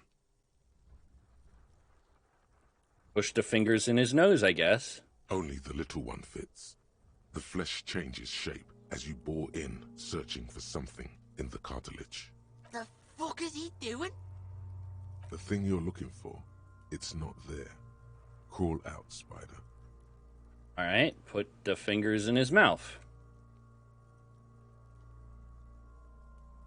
Game? The oral there we cavity go. Is cold and moist. A ball-like tongue attaches itself to the base of the mouth, lolling around like a scallop. Yes, yes. Like ninja. Vanish. You're on the right track.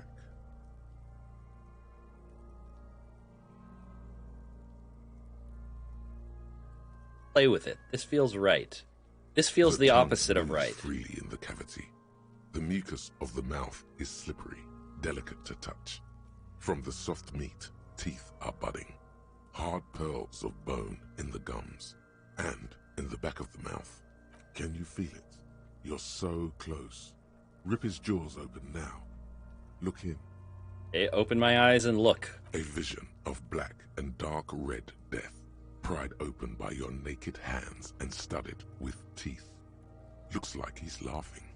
Death fumes rising from the throat, and there, welcome back, lady. Of his mouth, above the bell of the uvula, right in the soft palate, you see a hole, barely visible to the human eye.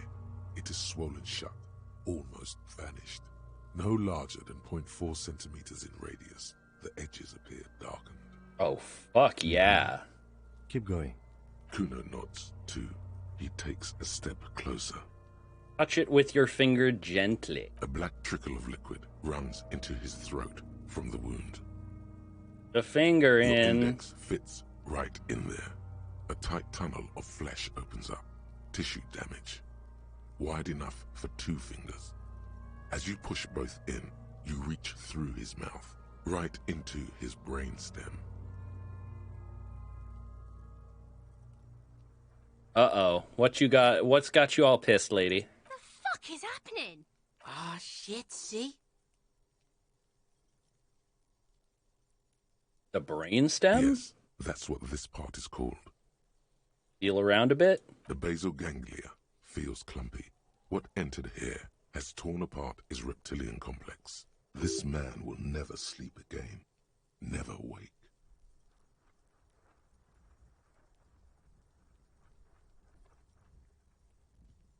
Yeah, no, that seems par for the course for landlords. Fuck them.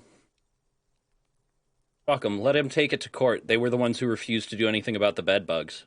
Your fingers slide into the remains of his limbic system. There is no resistance. It's gelatinous. The slug-like structures are damaged too. The tearing extends deep into both hemispheres. The undulations of the limbic system have ended. All is quiet. There's a cavity cut right between the hemispheres. The lieutenant answers with the sound of his pen on paper. Fucking cavity, see? Quivering with awe. Your fingers are all the way in now, reaching toward the inside of his skull. The cavity goes further, but the entry wound isn't wide enough for the rest of your hand to follow. Pull it on your in. Fingers reach toward his skull. His cerebral cortex feels like jelly. Cold jelly. Strange fluid streams down your wrist as you push deeper until you feel it on the tip of your finger. Huh. Yeah, good luck to them on collecting that shit. Sharp, serrated material. The edges cut right into your skin.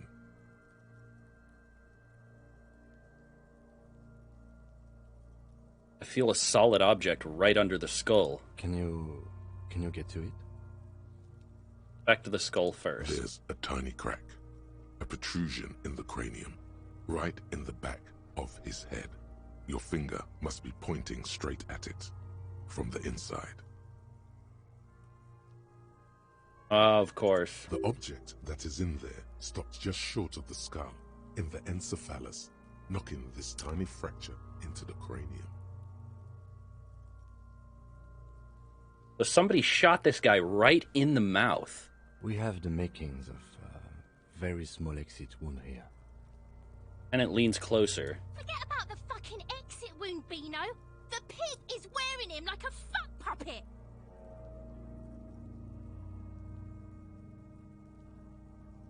This is a red check. I can't retry it. Fuck it. Fish it out. Fuck! Fuck, fuck, fuck! God damn it. You push your hand further in. Whatever is in there keeps rolling between your fingers as you beckon it to come out. Little help, Lieutenant? Out comes his small folding knife. The lieutenant moves its blade across the man's skull, searching for the exit wound. There. Mm-hmm. Withdraw your hand 4 centimeters, please. Ah, yeah. With a crack, he punches the knife in the skull. Then, one more time, and one more, until the bone comes loose, like eggshell. Inside, you feel the jelly move from his poking. The object is still under your finger. Can you push it out? A small flower of metal blossoms from the man's head, followed by your finger. Beautiful. Wow, dishes, cat box, trash, put things away, shower, clean counter, and ooh, wow. Yes, yes. Much productions. Alright, a kiss. Kiss on the abs, right there. Mwah. A bullet. Unknown caliber. Rifled. You may remove your hand from the victim's head now, officer. Well done. Here is I your am prize. cold.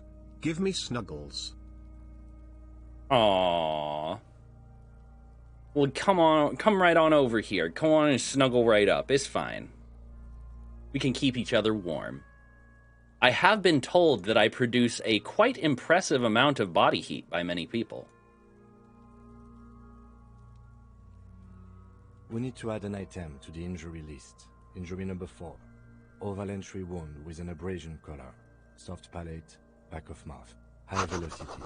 Temporary cavity in brain tissue. Another Small human wound furnace injected. for my collection. How does that sound? Ah, a collector. I see, I see. Sounds about right. Opinion, fatal injury. Wasn't that what we thought the last time? That was then. This time we have extensive tissue destruction away from the wound track. This time we have a bullet. God damn right. And one last thing. We should amend injury number 3. Ligament mark. New opinion? Non-fatal. Post-mortem. Treatment. He's proposing the bullet was the real cause of death, and the hanging an attempt to conceal this fact. The ligament mark. Fractured hyoid bone. It was all treatment. Yes, and the belt around his neck. The hanging. Even dragging him to the yard. All of it was done after this man was already dead. Agreed. I have had my doubts since you showed me the tracks. Why did they carry him over? Why not march him, I thought. There was no satisfying explanation. Yeah, especially this guy is fucking built. It would have been a chore to drag him over here, even if he was unconscious. There have been other signs too. Small details. Everything is too neatly designed for us to assign probable cause here, as we did, full-heartedly. Well, no more. We almost fell for it, he thinks. Almost. Who would do That's this? for us to find out. But this, it will make finding them just a little easier. Why would anyone do? To hide something. The real killer? The real motivation? What really happened here? Maybe the bullet holds more answers? Yes, we should take a closer look at it. I am certain it has more to tell us. This little thing could reveal much about the weapon that shot it. I think I need to wash myself. Oh, you really do. I am glad to hear you say that. Your room in the Whirling and Rise should come with a bathroom. Be sure to make use of it in the evening. Alright, so what happens next? We put him in a bag and carry him to the holding pen of my kinema. The body bag should contain the odor for the duration of the transport. I would drive him to processing, but it's too late to do that today. I'll do it first thing tomorrow. No problem. One more thing. This was really good work, detective. Well, let's drag him to the Kanema then. All right. I will need a little help carrying him. You take the hands, I'll take the legs. Alright. Off to the motor carriage it goes. Ooh, Titus. We love Titus precious. Yeah, it does sound yummy. Alright. Be careful out there in the void, lady. Watch out for the voidlings and the shibari trees. Inside, you see a set of steering levers, a radio microphone, a pull-out toolbox, and the soft glove. Okay. So the body's in all bagged up for transport, nothing else to do with it.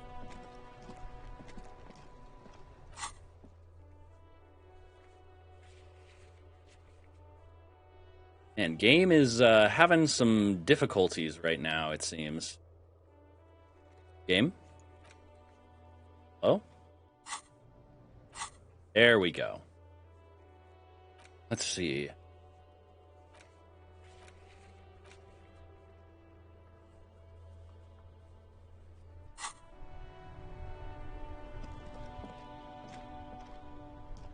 Yes?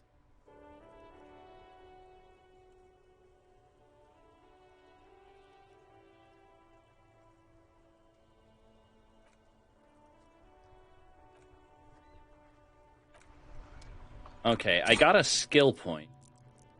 Oh, wow. I've got like 4 skill points. Damn. You know what? Let's not level anything up just yet. I'm going to go ahead and save, and I'm going to take a quick break. We're about 2 hours in, so it usually is about the time when I would. So I will be right back. Oh, hey, JJ. How you doing? Hey. Yeah, no, anti-water. I drink anti-water. I drink it out of a shot glass. Wink, wink. But real quick, I'm just about to go take a bathroom break and everything. I will be back in a few minutes. I will see y'all soon. Don't y'all go nowhere.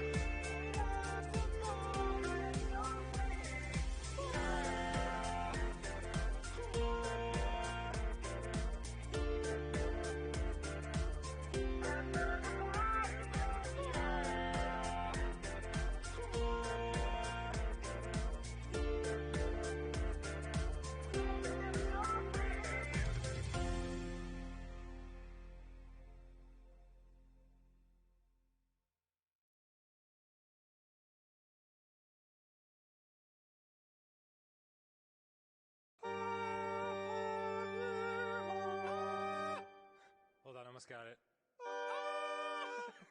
Almost got it. There it is. That was good. Oh, man. You're welcome.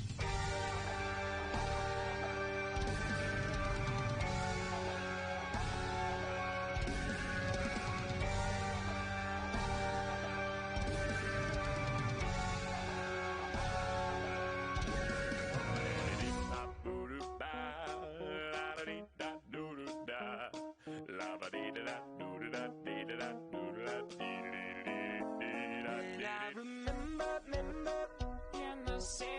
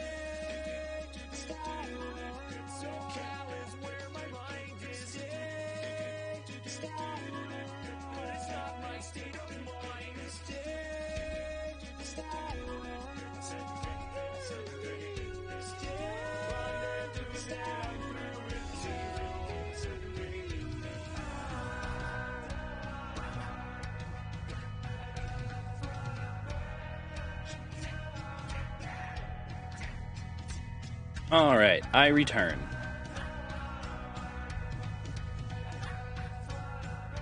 Let us continue with the gaming. It would seem that now we have confirmation that something more is afoot. Murder most foul, but made all the more fouler by the attempts to conceal such nefarious deeds. Let's see. Here's the whirling. Okay, there was... When does this open? Supposed to be like where the dudes, the guys, the union workers are. Oh hey, we can talk to the cook now. The dishes are drying. They smell of chemicals. Pine tree. An aroma of spices, alcohol, and tomato hangs in the air. A thin man is smoking below an exhaust hood, occasionally sipping from his mug. This must be the Whirling's cook. As you step in, he nods toward the table and says something in a completely foreign language. The only words you can make out are Garancy and Quebec. It must be his name. Garancy. Garancy Quebec. Sounds representative. Mr. Quebec, I am here on official police business. The man puts his cup down and replies something, his left hand drawing arcs in the air. Yes, you've got some impressive pots here. He smiles and bangs his ladle against each of his pots in turn. It's almost like music, especially with the sounds of assorted dishes boiling and simmering on the stove. I don't think I need anything else. Stay masculine, but in a very healthy, non-toxic kind of way. You see a heavy steel door with a prominent dimple lock. It's painted blue. Have I ever played Trolley Problem? I mean, I've never played it, but I am familiar with the Trolley Problem and its many permutations, and I have seen people play multiple games based off of it. You immediately feel drawn to the color. Blue is for mystery. I wonder where this door leads. You do? It's a door in the back of the kitchen. Why do you care where it leads? I am drawn to its cobalt blue. It is quite pretty. I suppose we could look into it as a side investigation. The door and the main investigation will merge into a stereo investigation. If you say so. Gart is the person to ask about this.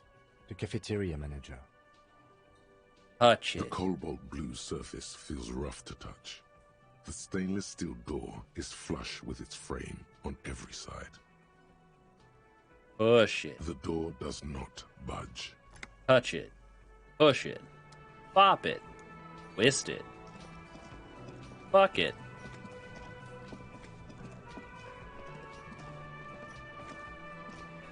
Would I ever play it? Yeah, sure. I'd play a Trolley Problem game, I suppose. I mean, Prey was basically an extended Trolley Problem. It literally started with a Trolley Problem questionnaire. Here's your trash container key. Thanks. I hope you found what you were looking for. I found the victim's clothes. How strange. I certainly didn't put them there. Did someone on the staff have put them there? Or who else has keys to the trash container? The trash collection service? CS Municipal.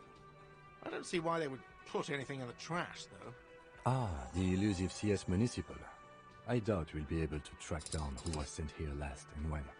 This will have to be one of those little threads that solves itself down the road. On Clinton Street, near the Boogie Street Diamond, a small truck rattles down an alleyway. It stops by a rusted trash container.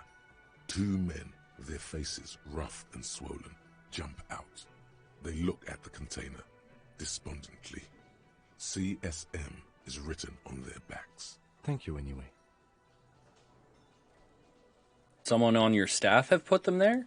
Sylvie had the keys before I got here, and I can vouch for her. I can vouch for all my staff. None of us would tamper with the crime scene.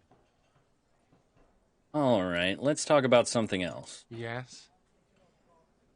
I've seen something at the Whirling. Saw a sign that said the mess hall is reserved for a union. Right. Yes, not the whole damn union, thank God. Just the nastiest and loudest faction. He tosses his head in disdain. They come here in the evenings. Dumb, unruly types. Think they're big shit. But they're good customers. They place big orders and always pay on time. We should find out who this Lord faction is, occupying the booth. Loudness means talkative, and we need info. How do we find them? We don't. We have to wait. They'll show up sooner or later. Men get hungry, even men on strike. You glance at the clock on the wall behind the manager. Huh. It's after 1600. The sign said reserved starting 1600. Why isn't there anyone in the mess hall? Good question. They're probably getting drunk or protesting something somewhere. Or laying low after the, lynching. Why's that? They probably fucking killed that guy or something, and that's why. I have a feeling we'll make their acquaintance sooner or later. There's a mysterious blue steel door in the back of the kitchen. Oh, yes, that door, sure. There's nothing mysterious about it. It's just a door. You know what's behind it? You have... No, I don't have a key. I don't know how to get there. And I don't care either. It's not like I've been wondering about it for 10 years. It's just a frit warehouse, probably. Or some boring storage space with a bunch of old junk and dust. Junk and dust. Runs his finger across the counter to check for... He's attempting to maintain an air of indifference. It's absolutely not convincing. I think you'd like to know what's back there. Fine, okay, a little. But my job doesn't leave me time for wondering about one locked door in one of the cafeterias I manage. So I haven't opened it. I have cleaned the whole place 100 times over, though, after the animals. And I haven't found a key, so good luck with that. Alrighty then. By the way, you should come back to this thing-based questionnaire if you see anything interesting in the Whirling later. Gotcha. I've got a crowbar. Can't I just crowbar the door open? You see a heavy steel door with a prominent dimple lock. It's painted blue. Wait, what? It's in my library. Oh my god.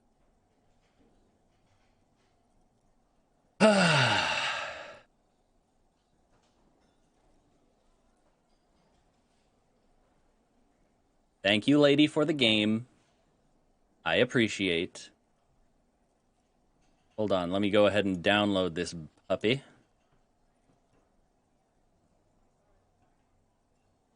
Get that downloading. Get that load nice and down. Ew, woo.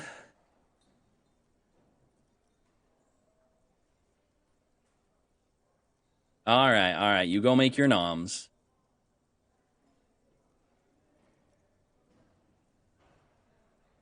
Mixed reviews. I wonder why mixed.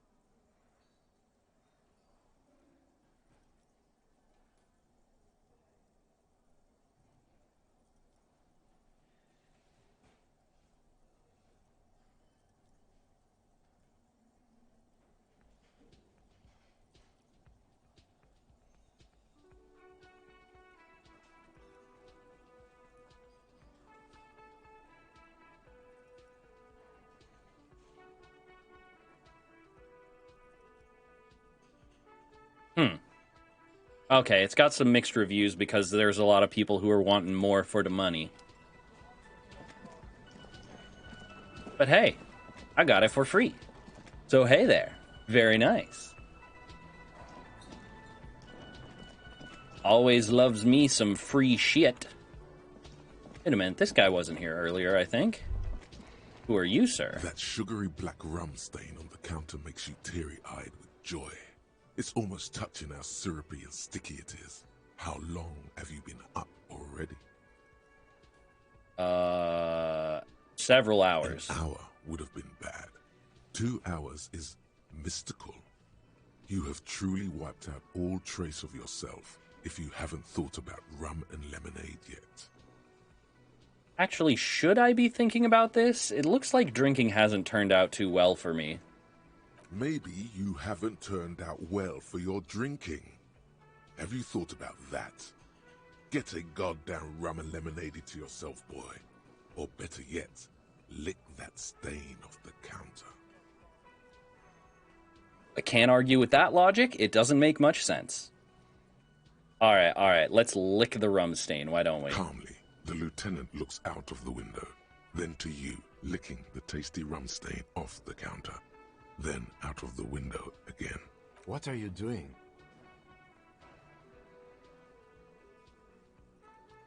I'm sorry, I drifted off into my own thoughts and now this happened. We should move. A real drink would go well with those cigarettes you're looking for. That's a great combination.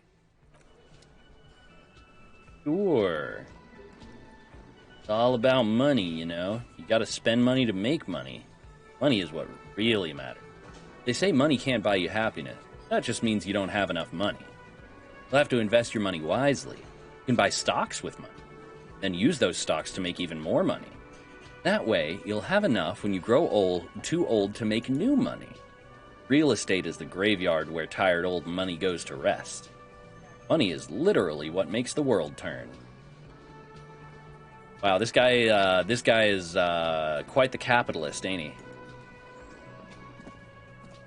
The worker is in a deep slumber. Hey, how's it going, Anthony? Thank you. Yeah, thank you for the lurk. I appreciate you.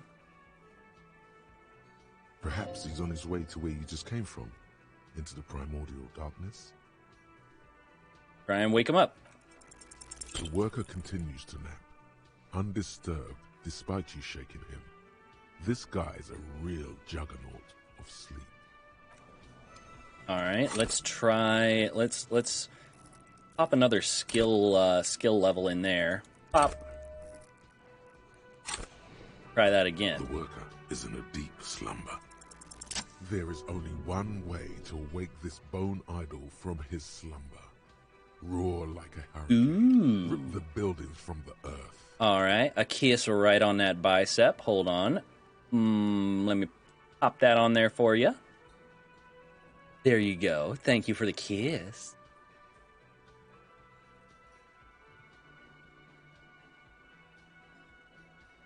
Yeah, no words, just a primordial scream. Why the yelling, man? The 30-something man slowly lifts his head and gives you a pensive look. You're alive? You looked out for the long count there. Wait, what? I was just sleeping. What do you want, officer? Why are you sleeping here while the others are out striking? They got it. Majoret's got it. He's guarding the gate. Or just getting some sleep. Or was. The way he says Measurehead implies ultimate trust in this head reckoner's physical prowess. What about the dead body in the yard? Yeah, what about it? Seem cool with it. You have many of those hanging from the trees here? You know, people die here every day. Someone's found in a ditch, another one falls in a manhole, a third one's eaten by Don't mind me just grabbing a little snacky poo. Oh my goodness, check misc. I'm always checking stuff. You're always having me check things, lady. Lady's the ex-checker of the Discord. Ooh. That do look very tasty. Very, very nice. If someone has decided to die on top of a tree, then how is it my concern?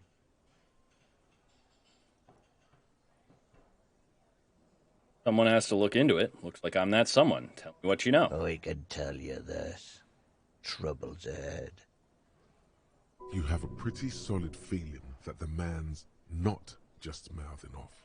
He's strong, but even he has reasons to be cautious here. Trouble's already here, Or how else would you call a dead man hanging from a tree? They say your guy was a killer. Your tree man. He has friends, same as him, killers. There's only one thing they know well. How to wreak havoc. Wait, who says that? Everyone. It's a local rumor. Meaning, you're not gonna get more out of me. You're saying things might get violent around.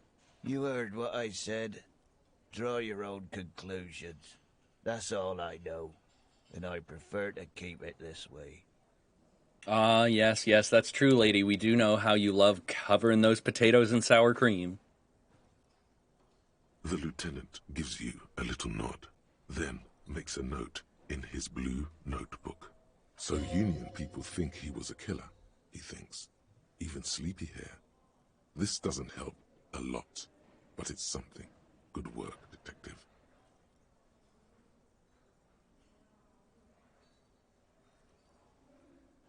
See anything interesting in your dreams? Thank God, no.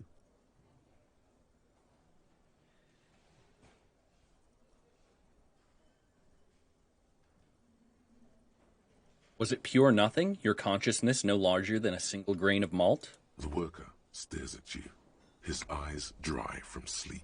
A web of wrinkles covers his tanned forehead. I don't know what you're talking about, kind sir. But when I'm out, then I'm really out.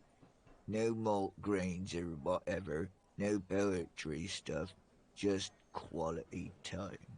A little me time in the abyssal pelagic zone. You can never return to it now. Only detective work remains. Wakefulness and detection.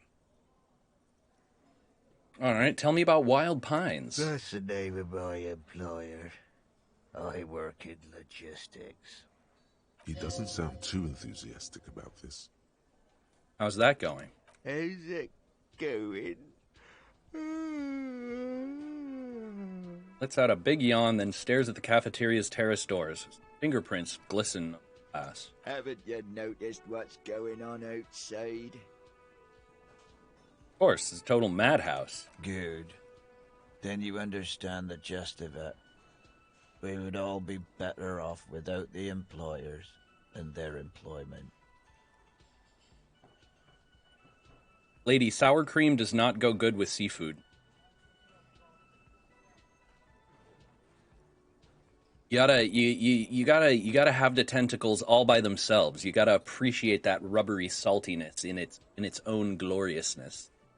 For one, I can get some goddamn shut-eye. Right to sleep, I say. Okay, who's behind organizing the strike? We are.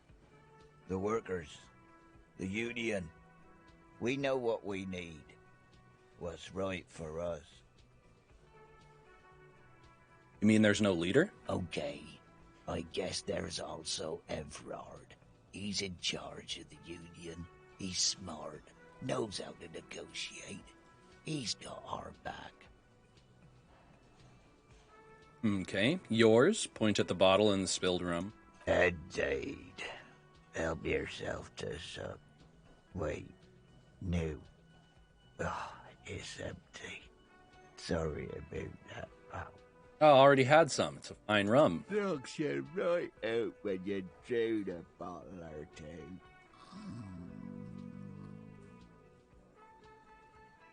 All right, I'll let you The dock worker doesn't answer. His head is already back down on the table, in sweet sleep.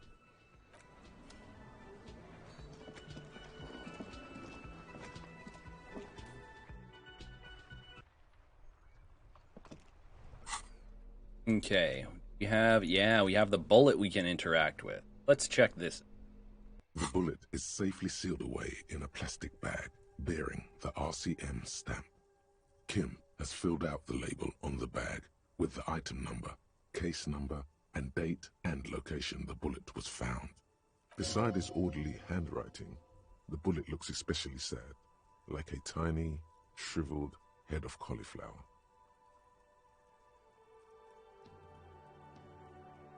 Feel it. The squashed bullet has some sharp edges where the jacket has split open.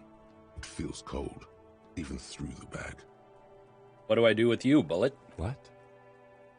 I said, what do I do with you, Bullet? Well, if I was the bullet, which I'm not, I would say, find the weapon that shot me.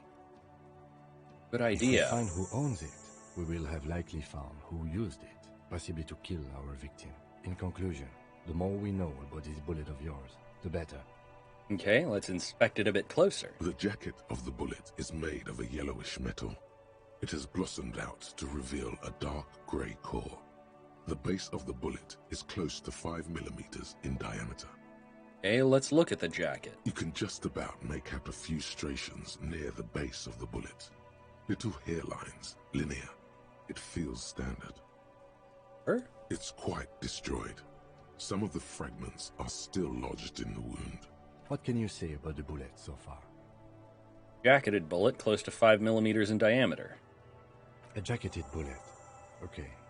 It would have been shot from a military-grade breech-loading rifle, not from a muzzleloader like those typically found on the streets of Martinez. Even the RCM uses ordinary unjacketed conical bullets. This is strange. Very strange. I like this, officer. Strange means unique. Unique means incriminating.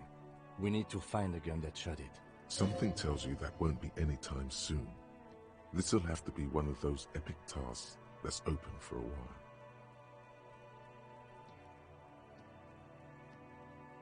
Hand-eye coordination. Oh boy. Well, let's give it a shot. You can't remember what happened last week. What makes you think you're going to remember arcane firearm models? Fair.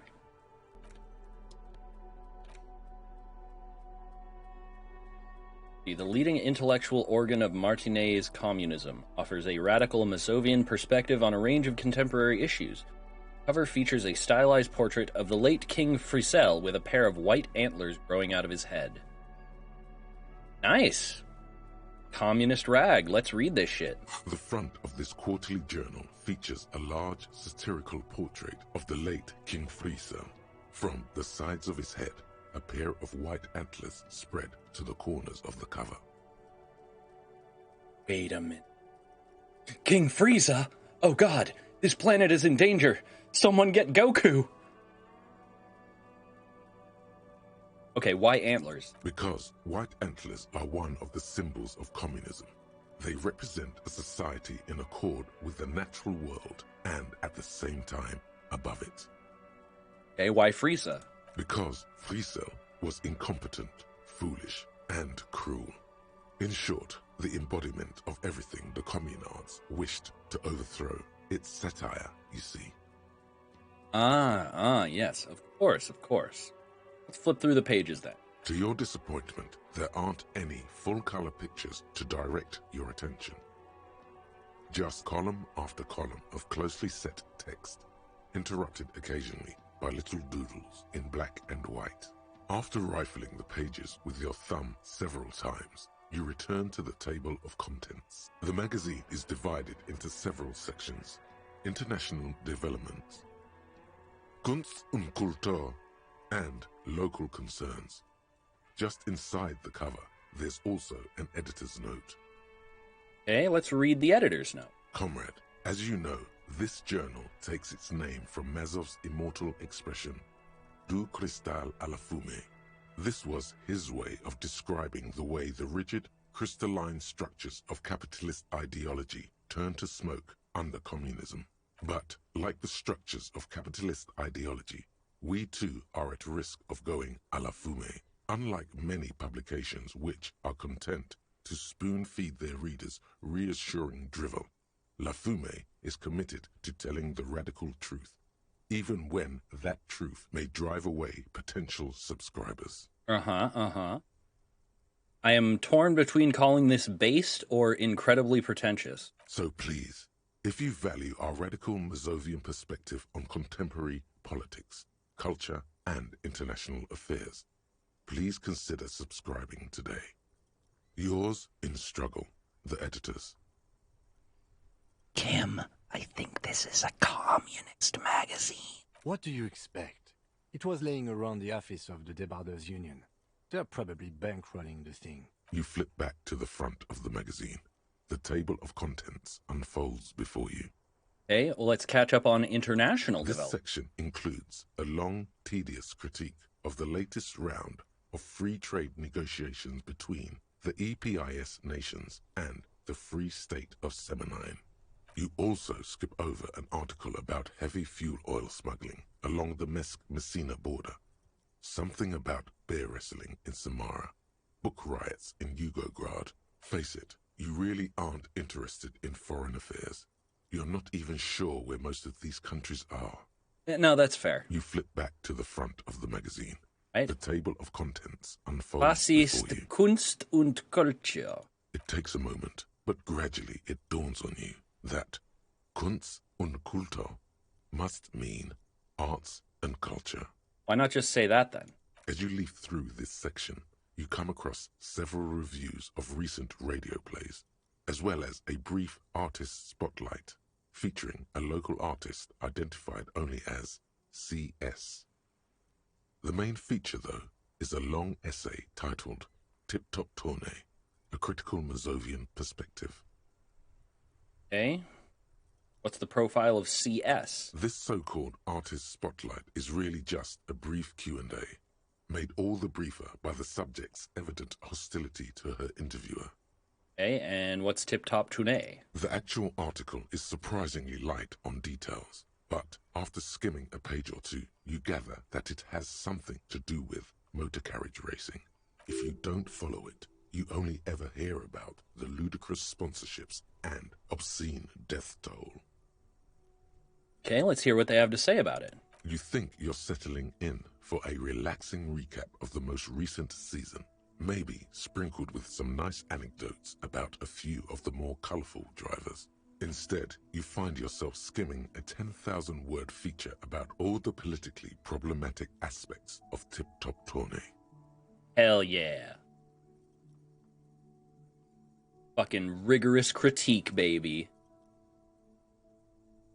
Because as Marxists are wont to say, communism is simply the practice of brutally and unceasingly critiquing every aspect of our society.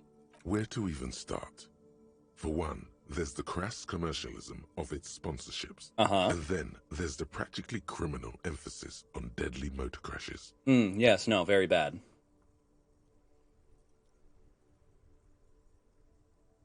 What's so bad about sponsorship? Under capitalism, the article says, every pursuit has its price. Every pleasure, even one as elemental as the joy of racing others around a track, is reduced to an advertising opportunity. Thus, the so-called tournée becomes a competition between increasingly meaningless brand signifiers. Your discount laundry detergent racing against a pack of Astra cigarettes, or even a Fritta. Right, but then you get to see them crash. And that precisely is what's problematic about it. Were it not for the promise of random, spectacular violence, audiences would quickly lose interest. At the end of the day, it's the destruction of these 750,000 real races that you're really watching for. Wow, you're right. I really am just in it for them. You see, one cannot avoid the conclusion that Tip Top Tournée is simply the apotheosis of spectacular entertainment under capitalism. Tim, did you know that Tip Top Tournée is actually an orgiastic ritual of capitalistic destruction? I had no idea. I can safely say the thought had never crossed my mind, Detective. I wonder what else is really just a metaphor for life under capitalism. I'm sure most things are, if the young men who wrote this article are to be believed. If I had to wager, I'd say they've never even seen the inside of a motor, much less a motor race. I take whatever they write with a large grain of salt. You flip back to the front of the magazine. All the right. table of contents. Check out unfolds local before you. concerns. Unsurprisingly, much of this section is taken up with articles declaring unqualified support for the dock workers' strike. You skim the headlines. Paint the harbour red and white. Martinez tames the wild pines. a city in revolt. First, we take Martinez. Then we take La Delta. Finally, there's a brief article by the writer, G. Martin, accusing the owner of the Capeside Apartments of illegally attempting to evict certain communist tenants simply for not having paid their rent.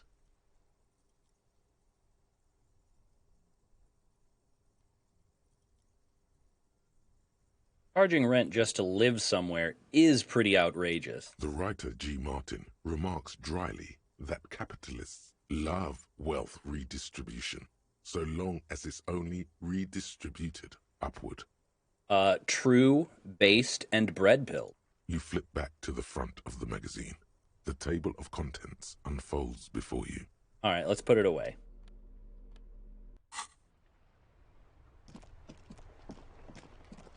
The unqualified support for the Union does make me a bit uneasy. Measurehead, the existence of Measurehead makes it clear that there's some unfortunate racial ideologies that have infiltrated this strike. Fascism loves to infiltrate communism. The only way to get us to fucking destroy ourselves by distracting us with other bullshit. Some great tectonic force has cracked the pavement like an eggshell.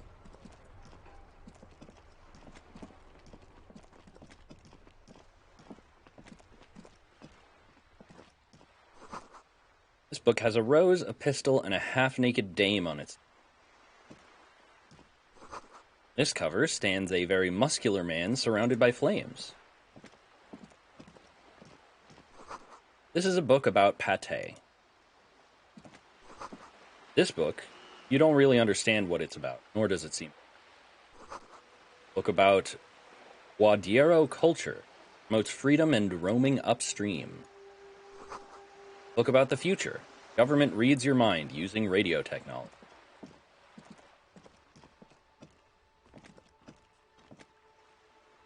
Hello, little girl. What are you doing? Step right in. The store is open. A young girl with chubby red cheeks waves at you. Her nose is also red from the cold. Hello. Are you interested in a new and exciting book? Stomps her feet to feel warmer. What kind of book? It's a bookstore. It's a bookstore, damn it. Why are you so stupid? Main character, whose name I still don't know. Or wait, no. Everard called us Dubois. Damn it, Dubois. Why the fuck are you so stupid? Is it okay if I ask some questions? Okay, sir. I'll try to answer any questions you have.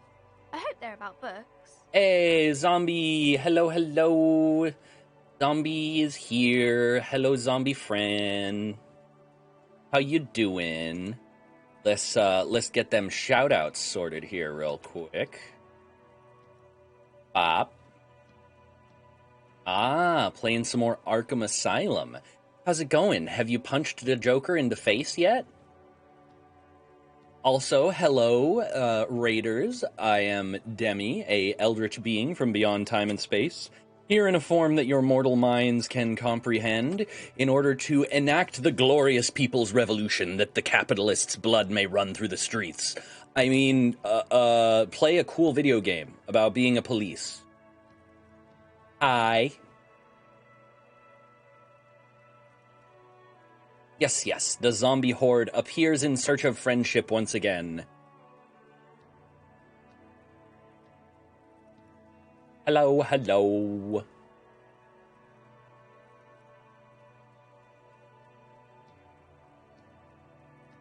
Yeah, how'd it go, zombie?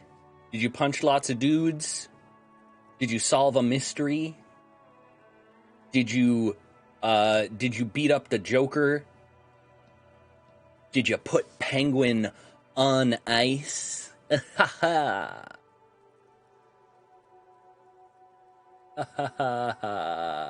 Anyway, yes, punch all of the guys.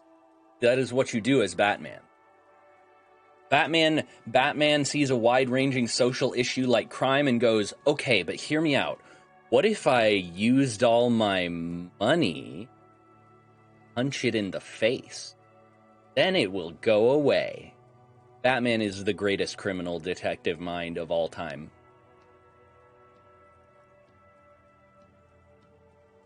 That's what the world's greatest detective would do in real life, too. Go out and punch the people. Ah, so you're in the end game. You're doing all the side stuff right before the end of the game. I see. Hold on, let's pause this. I think time passes as long as I'm in a dialogue section. Yes. All the Riddler trophies. You gotta get all those trophies so that you can show that Riddler that he's just a big stupid dummy. He's just a big stupid dummy butt who doesn't even know about nothing. Riddler thinks he's so smart. Oh, Riddler, if you're so smart, tell me who shit my pants. I bet you can't answer that.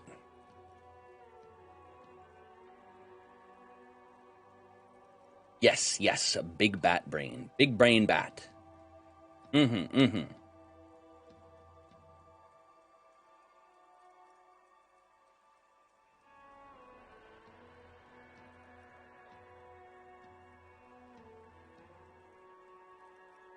Yes, solve all the puzzles.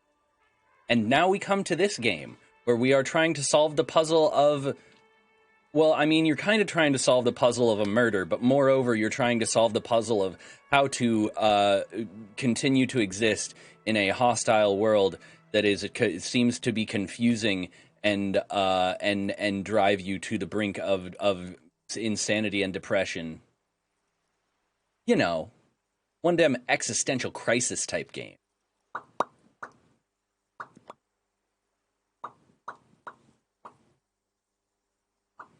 Thank you for the hydrate.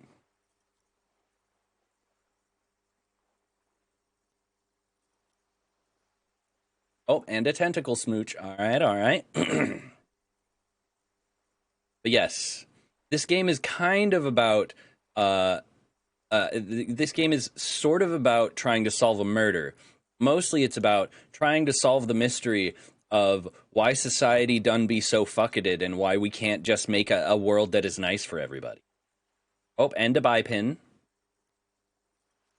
Okay.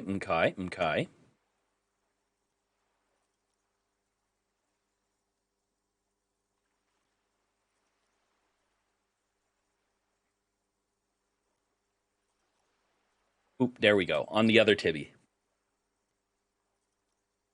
I am not a toaster. Lady drew me as a toaster for some reason. Specifically a unicorn toaster, which is weird because I thought unicorns were your thing. But apparently I am a unicorn toaster with Colgate hair. And the handle where you push the toast down is also a sensor bar, because I guess the toaster handle is the pibis. Yeah, sure, lady. Yeah, exactly. Whatever you say.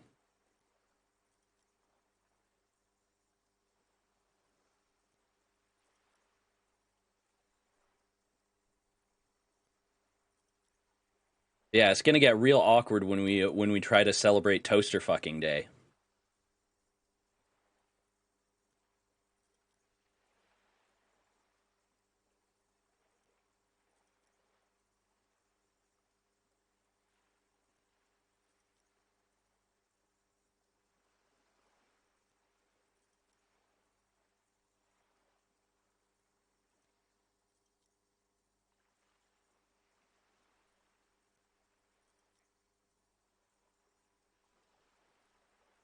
Anyway, we shall return to the game post-haste forthwith.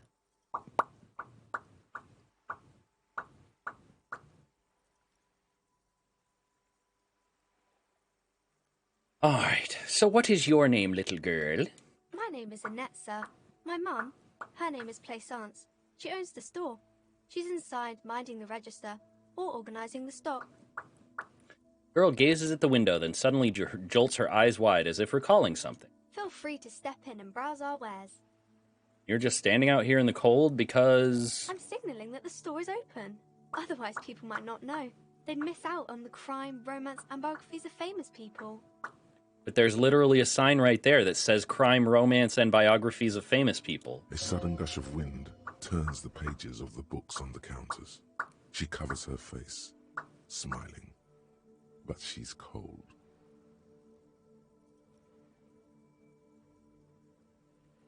You're so cold. Can I help you in some way? Kind of you to offer, sir. Doesn't know what else to say. What could you do to help her anyway? I could help by brutally dismantling the free market. Thank you, sir. I'm glad to help Mum out with the store. Doesn't seem to understand what you said. Shouldn't you be at school or something? I do my studies at home at the moment. I have to help Mum keep this place running. But isn't going to school more important than, this? Mum says it's necessary to do both, because it builds character. Mum says a proper worker is dutiful. That's how you get ahead in life. You succeed. Mom sounds like an indoctrinated capitalist shill. Anyway, how's the business going? Mum says it's peachy. She was a little afraid at first. There's talk about this house being cursed. Ooh, a curse. Behind her, the window has been boarded up. You sense the boards creaking, twisting for a second, and some kind of doubt in her tense shoulders. Cursed? In what way? Cursed in the way that makes them say that no business has ever really thrived here, sir. That they all go... ass up? I wouldn't really say it like that, but I guess so. Yeah, I don't think curses are real. This is probably just a bad location for a business. They shouldn't be, but they seem real. Anyhow, they say that these grounds are doomed for businesses.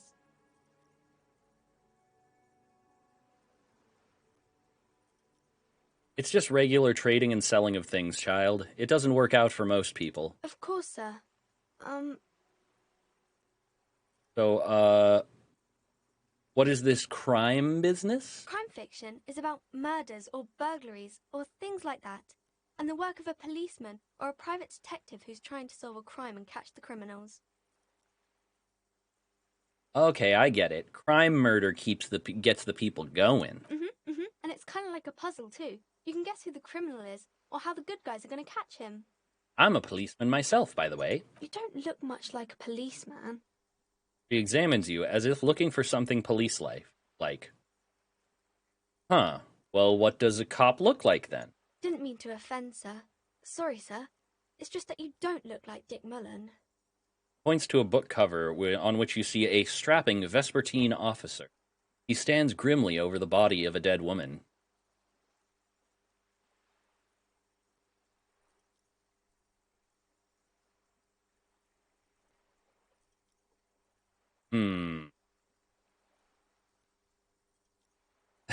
I used to be exactly like that Mullen guy. Then I decided to live a little. What's that mean? You know, cut loose, raise hell, blow off steam. And everything's better now, sir? No. Why is that? You'll understand when you're older. Oh, okay. I shouldn't have said that thing about Dick Mullen.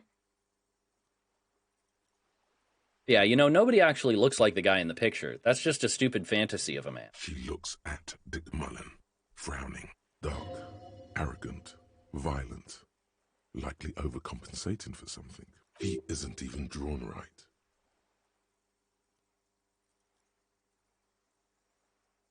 He isn't even drawn right. That's not how human shoulders work. The perspective is all wrong. Critiquing the cover art of this book. Probably got a violent streak because he's emotionally stunted. She examines the cover, trying to gauge the inner workings of the detective. Emotional ineptitude is no way to cop. He can't compare to my sensitive soul. Of course not, sir. He's just a fictional character. He'll be no match for you. Oh, a thumb? Wait. Thumb? What about the thumb? We thumbing our way through the thumb thin? Alright, head pats. There we go. Thank you for the head pat, zombie. Appreciate. Oh, yeah, no. That's true, that's true. The fucking Hassan Piker meme. Cop phrenology. Phrenology is bunk science unless you apply it to cops, because cops all look like fucking thumbs. It's true. Oh, and we got the horrifying eldritch booba. All right. Hold on. We got it with the gay nips. Hold up. All right, you ready for this? Here we go.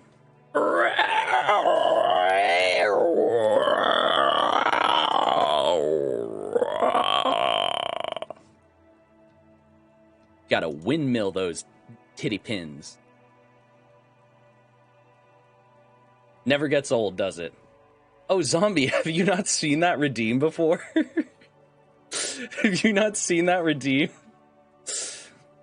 Yeah, no, I generally keep my movement range pretty low so that I can keep my avatar, like, down in this little corner here a lot easier.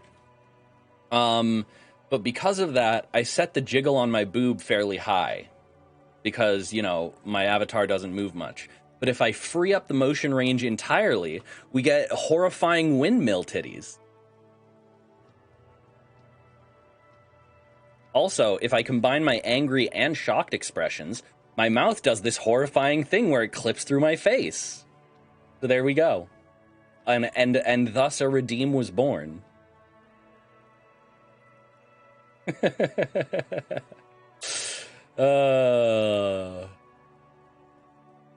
I love the Eldritch Booba. It's definitely a crowd pleaser, that's for sure.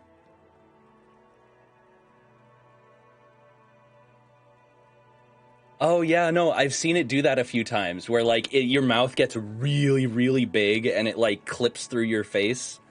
Yeah, no, that seems to just be a thing that certain Vroid avatars do.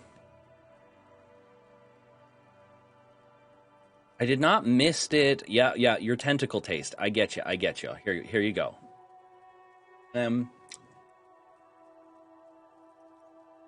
Lady, you taste impatient. You taste like an impatient little gremlin.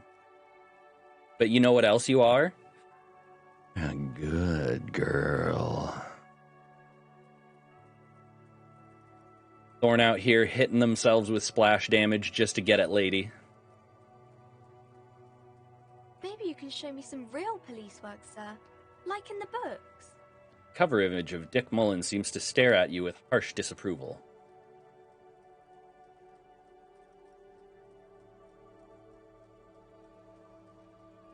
All right, here, let's talk to her a bit more, just to see if we can get better at deduction. Thank you for the lurk, zombie. Stay safe out there in the void. Watch out for the voidlings and the shibari trees. It's the type of book where there's a rich lady and she has to choose between the good man and the bad man. She smiles at the thought, perhaps imagining herself in the situation. Or there could be a story about a poor lady getting a rich man. It's about man and lady business, sir.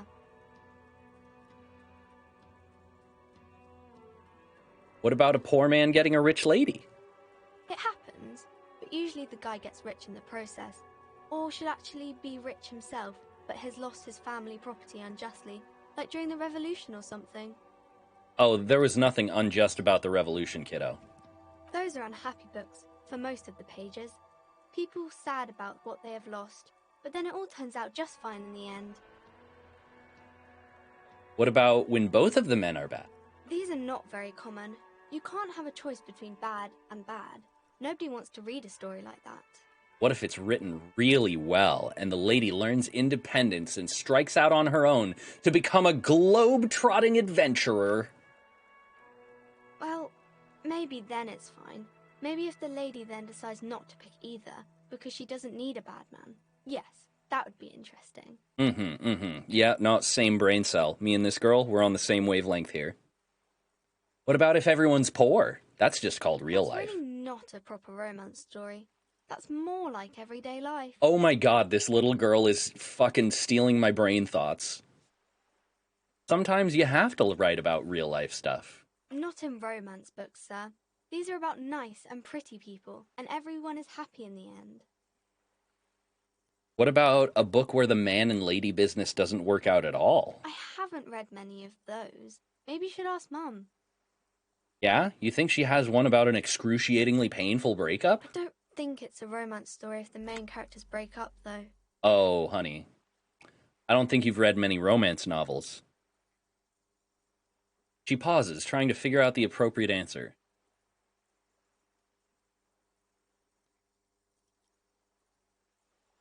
No, think about it.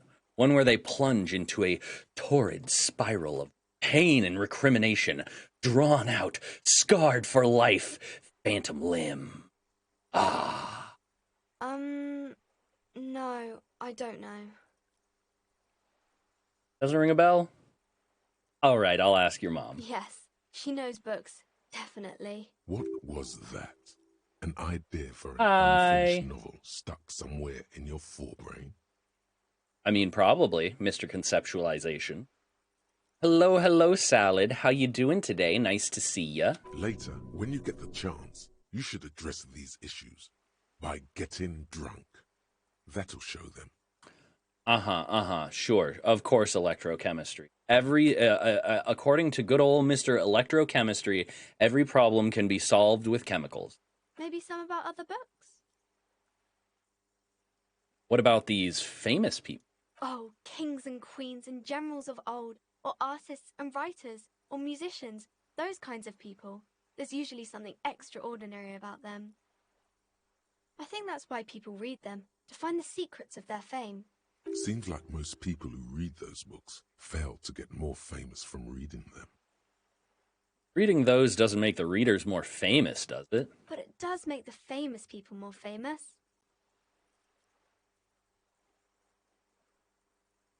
These famous people sound like a bunch of dorks. Annette's expression remains ever so helpful, but she doesn't say anything.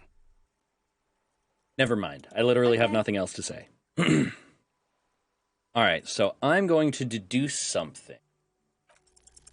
The girl keeps her hands folded, hidden. Why is that? Hey, why do you keep your hands folded? What do you mean, sir?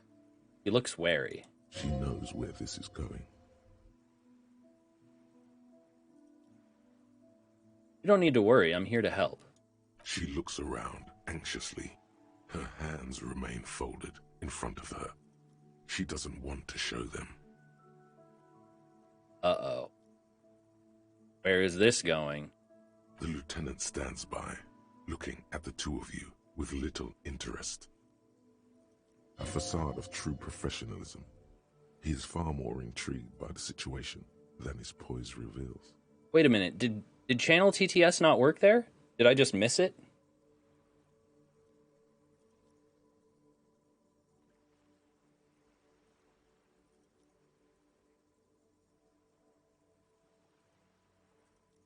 Yeah, no, Lady is the Adorbs.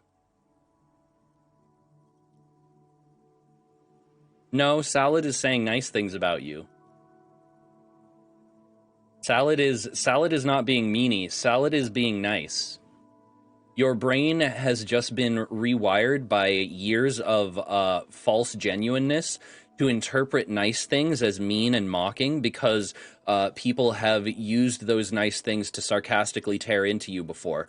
But in reality, they are being nice.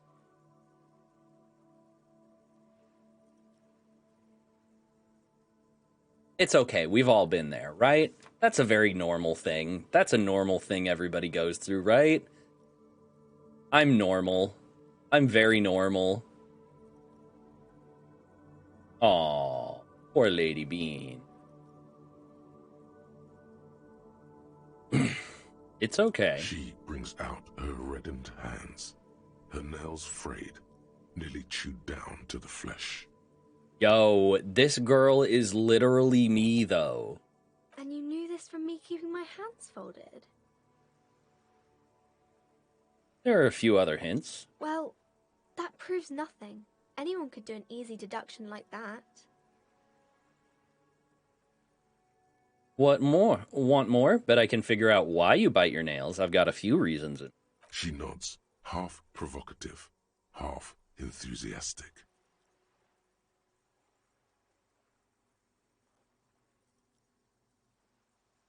You're uptight because of your mother and the pressure she's putting on you. Maybe so, sir. Okay, I know it's a bad habit, and I shouldn't. Either way, another ace deduction by the #1 detective in town. It was okay, sir. There's You still more got that a can be rebellious achieved streak. here. Ask her to do the same.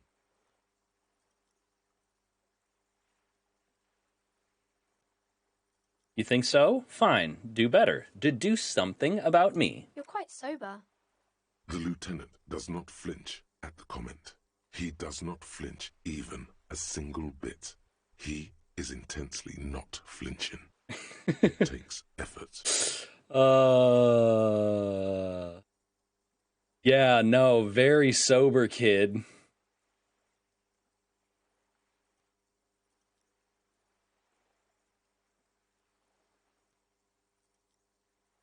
Wait, how do you know I'm usually not? Because you usually aren't.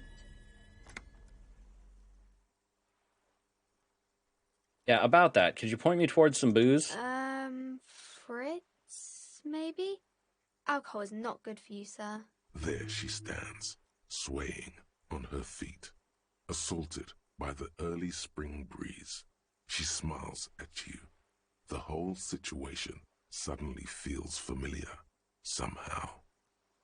You're missing. Why does this feel familiar? You have absolutely no idea. Familiar? How? You must have forgotten something you heard again. Hold on. Where is it? Suggestion, where are you? Let's try that one more time.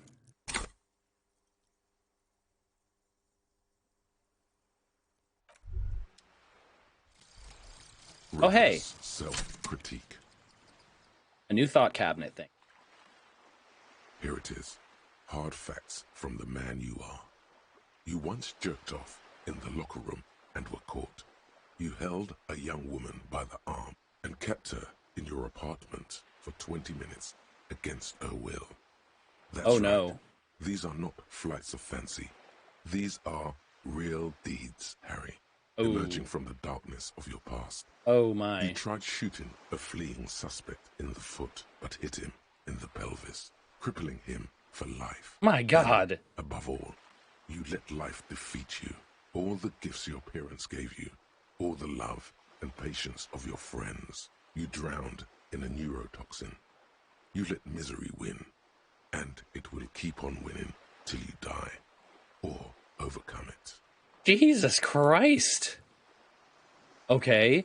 So red check failures will heal 1 morale. Wait. Learning cap for pain threshold raised to 6. So wait a minute. Did I just become a masochist? Did I just make Harry into a I mean, he's already kind of a masochist, let's be fair. But, like, I literally regain health from failing checks that I can't repeat. That's, interesting. People think communism was some crazy idea that had its comeuppance 40 years ago, a fever that shook the world never to return again. They were right. Till he woke up today. Spiritual corpse responsive only to the call of Commodore Red, prostitutes, and Kras Mazov. For him, communism is still a thing. He will single-handedly raise the commune of O2 from the oceanic trench where it has been rested, covered in ghosts and seaweed. He is the big communism build. Come witness his attempt to rebuild communism in the year 51. Damn. Alright. Hold on. We gotta absorb this shit. Let's unlock a new thought cabinet slot. And get on that communism train, baby.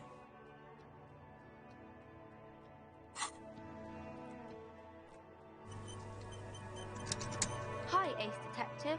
Are you here for more books? Let's try that again. Because you know each other. She's been talking to you so openly because you've talked before. Hang on, so you know me? We've met before? Yes, I stand in this spot all the time. She sways back and forth on her feet. You've been running around all week without your shirt on, sir, apologizing to everyone. I don't really understand what you've done wrong. Did I ever talk to you? Please say no. Oh God. Drunk Harry is not someone who should be talking to children. Of course, you stopped by a few times. You certainly look better than the last time I saw you. What do you mean better? I look like shit. Yeah, but you don't have party eyes anymore. Party eyes. Yes, of course. That makes sense. I'm not surprised children have seen you running around with party eyes on, he thinks. Not at all. Party eyes? Like a cat in the dark, all big and wide-eyed. It certainly looks odd on a man.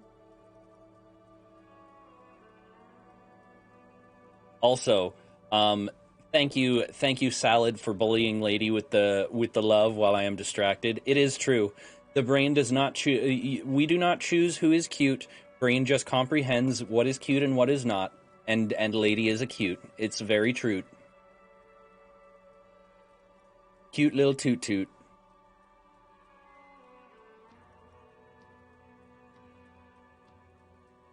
The swiveling eyes of a loony drug addict.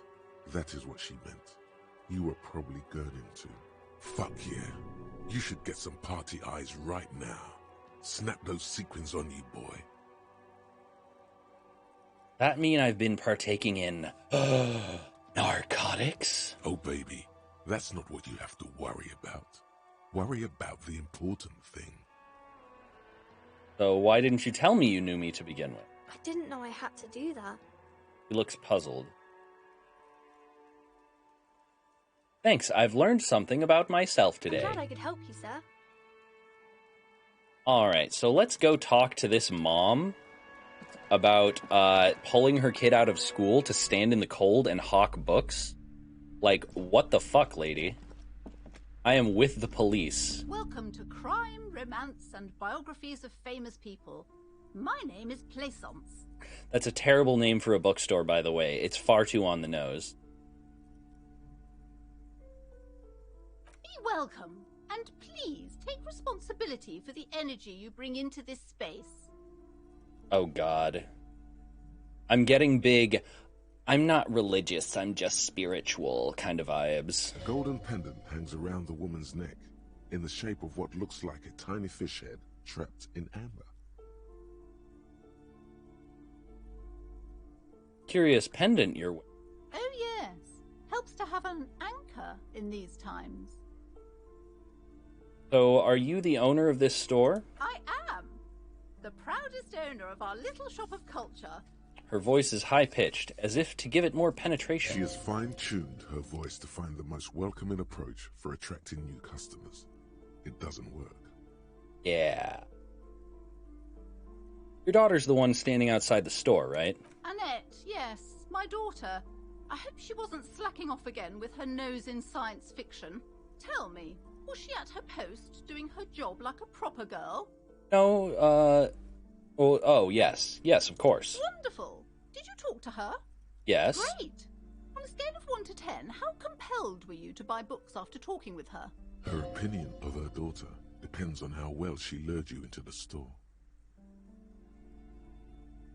I'm not going to grade a human being. I don't do that. Come now. It's not personal.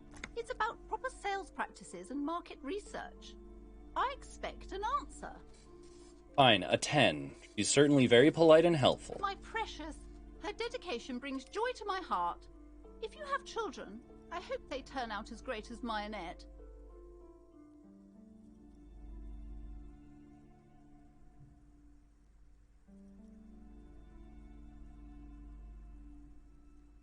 All this pressure has been making her really anxious. You know she's been chewing her nails? God. I've told her not to do that. It's such a disgusting habit. She'll get over it. Anxiety is a part of life. A part of hers, too, clearly. I don't think she can do anything about it. She can, if she has enough willpower. This is what's called growing pains. Life isn't easy. Life doesn't give breaks. Come on, ma'am. It's obvious she can't do anything about it. You are placing an unnecessary burden on a young child. Damn right, Kim. Something popped up there. Yeah, I really don't like this lady. Fuck this bitch. This woman reminds me of so many adults I grew up around that I just could not stand.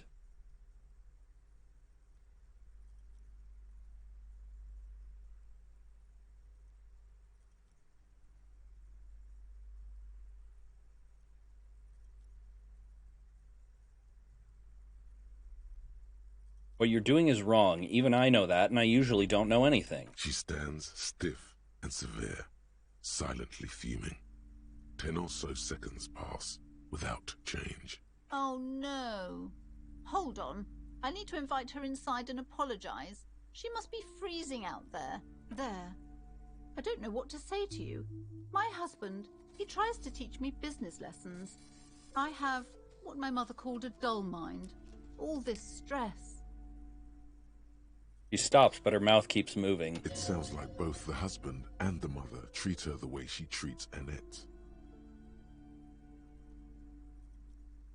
So you're like Annette to your husband and your mother.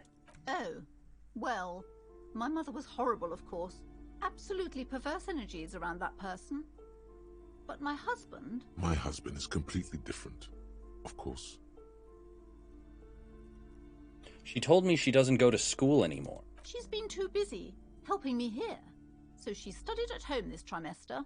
This is a temporary solution, of course. I assure you, I of all people understand the importance of education. She will be back in school the moment the store takes off. And is this husband Annette's father? Yes. My husband is a successful entrepreneur east of the river. If only he were more involved in the business we're running up here. No matter. Soon we'll both be off for Grand Couronne. Wait, Grand Couronne? What's that? It's a proper place to live. One of the most peaceful neighborhoods east of Jamrock. You may know it for its massive housing projects. Most of the buildings are empty at the moment. It's a great opportunity to get ahead of the crowds. Better times ahead for sure. Hey, Dazzy! Yay, yay, yay, yay! Aww. Gotcha. Well, I appreciate the chill. Here, let's give Dazzy a shout out. Dazzy is the cutest kobold king, and everyone here should go follow Dazzy because they is just such a awesome, cute bean. Yes. All the love for Dazzy. Hi. I know you can't hear me. I don't care if it's whether you stop by. Accept my love. Hold on.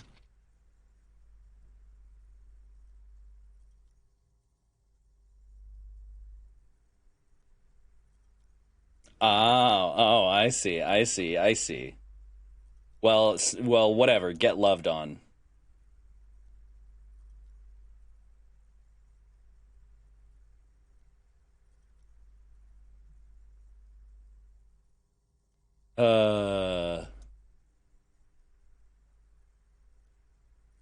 It's adorable. It is truly adorable, Dazzy, that you think you can stop me from loving on you and telling people how awesome you are.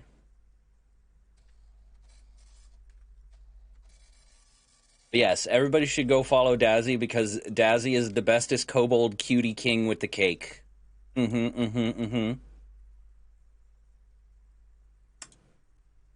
You got that kobold who's thick with all the C's.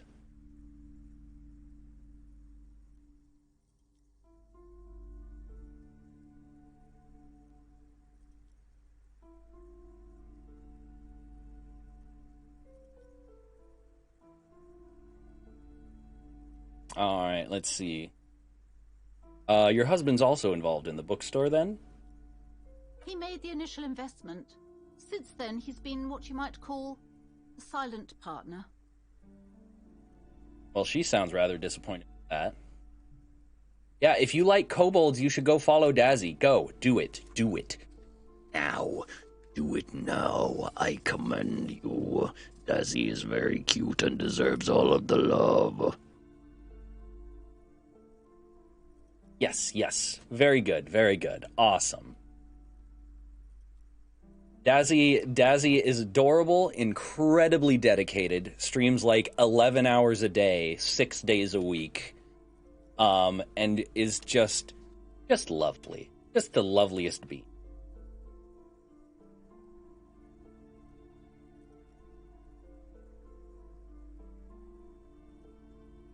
All right, so is she an only child? Yes, I'm afraid so. A real treat she is. It would be nice if she had... No, we couldn't have afforded more children, really. Not in this economy. Of course, yes, this economy. Why not? We're quite busy people, you know, my husband and I. Quite busy. Children are a lot of work. You don't look like a father, so I don't expect you to understand. I'm sorry. I'm sure you do understand. All right, I had something else in mind. Looks aloof. Her features much softer. Occasionally she glances at her daughter's silhouette. What if I want to buy a book? Then why are you talking to me? Everything is on the shelves to browse.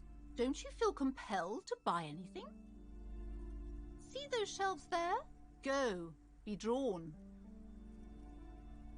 Ma'am, are you trying to cast some sort of spell on me? So what types of books do you have? Everything is on the shelves. Take a look yourself. The shelves compel you, don't they?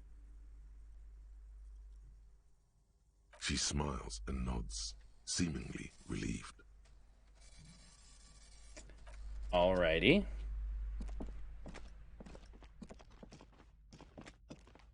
Well, hello, mysterious curtain. You see a set of tattered curtains blocking the way to another room. A strange cage-like trinket dangles from the curtains. Excuse me, officer. The back room is strictly for employees only.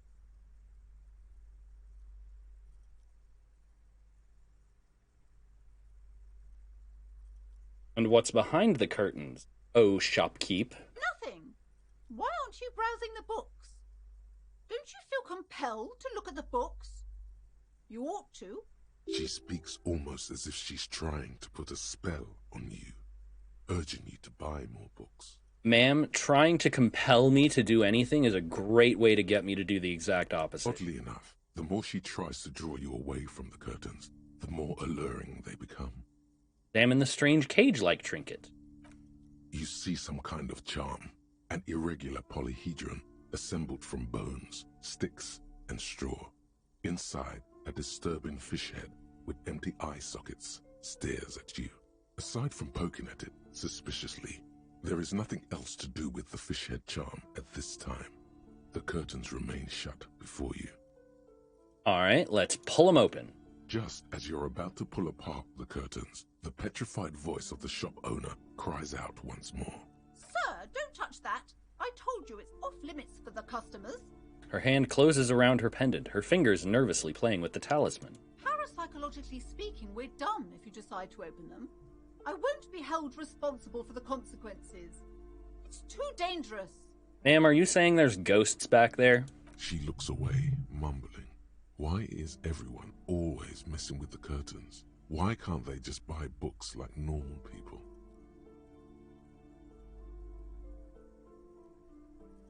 This is about the curse. That's why you're afraid? No, it's just a storeroom for the employees, I told you. Now please step away from the curtains. But I sense this place is calling for me. I must investigate beyond the threshold. You do? My God, even more reasons not to mess with the curtains. Just step away, dear sir. Ma'am, I'm a police officer and I need to get in there. Why? It's not like anyone was killed there. Stops abruptly as her hand flies over her mouth, baffled by her own bluntness. I'm sorry, I don't mean to be so impolite. Just please don't go there. I can't allow that. You'll only make things worse and unleash the powers. The powers! Oh no! I better dive headlong in there. No! Please just talk to me, officer. Come here and let's talk this through before you decide to do anything extreme. Oh yes, opening a curtain. So terribly extreme. Lies. Rip them open, we say. There is something mysterious about the curtains. Be careful. The curtains, tattered with age and covered in dust, hang before you, as if taunting you. Fuck it, open them. You see a dimly lit room full of dusty furniture and trash. A doorway stands in the back, covered in dozens of scary little cage-like trinkets, your shadow looming over it like an omen. We are playing Disco Elysium. It is an RPG investigative mystery type game where there are basically there's lots of dialogues, lots of skill rolls, and no combat as far as I can tell. It is a very curious and interesting game that is, unlike most RPGs, it is less about the combat and more about introspection, self-destruction, society, politics, and getting high as fuck. So yeah, fun times. Very few games like it. In fact, I would go so far as to say that this game is one of a kind, as far as I know. I warned you. You're unleashing forces beyond your understanding. Hello. Oh, well, thank you for the lurk, Soft Eyes. Yeah, things are looking up. Things were pretty dicey for a while there, and still got some stuff going on here and there, but hopefully things are going to continue on their upward trend. But yes, thank you for stopping by and giving the lurk.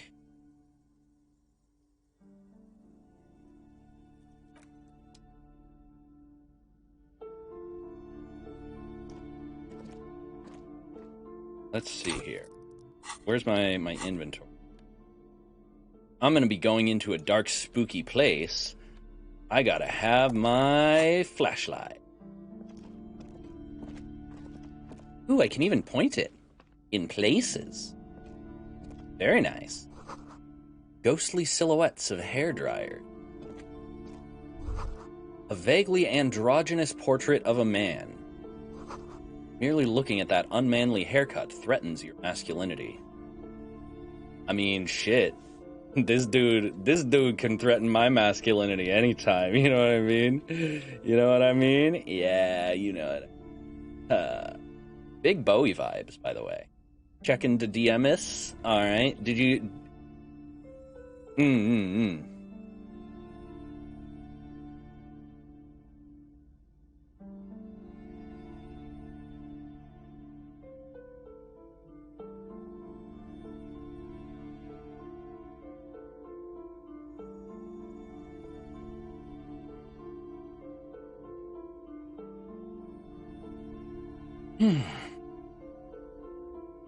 Yeah, it's definitely as far as like narrative versus mechanics type RPGs, it's very, very heavily narrative. Like the style is very literary, and it's more about like searching around, solving mysteries, collecting clues and puzzles type stuff. But it's also like a sort of commentary on society and failure. It's one of those ones where, like, you're gonna fail a lot of stuff, and that doesn't necessarily make it boring. A heavy door with a missing handle stands before you, covered in dozens, if not hundreds, of little oddly shaped trinkets and charms. It appears to be locked. But yeah, it really follows the core DMing philosophy that I really like, of like, even when you fail, things should be interesting. And you're never going to get backed into a corner where you can't do anything. It's just when you fail, you got to find alternative options. And those options might be a bit less tasteful, What if you just break it down? Okay, strategize. That's right. Take in your surroundings. You need to have a solid ground and a proper posture if you want to succeed. Okay, first, check your posture. Steady breathing. Solid core. You've got this. With one shoulder forward, you're ready to smash into the door like a battering ram. Check my surroundings. The room is dimly lit and littered with old barbershop rubbish. But the path to the door is clear. About the door. It's made of a solid block of wood, but it has stood there for ages. The hinges are old and coated with a carmine layer of rust. It should be doable. Okay, let's bash the door down. Oh no, that is a failure sound. This is gonna hurt. Ow! Ooh. Ah! Whose moronic idea was it to just run through the door? Don't you know that things like that hurt? Alright, let's do a little health real quick.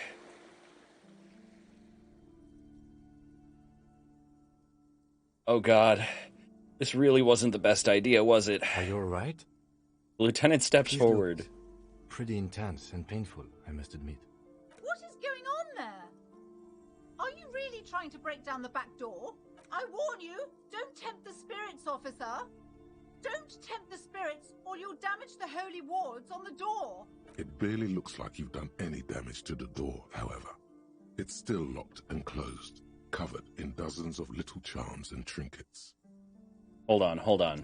I have 1 skill point left.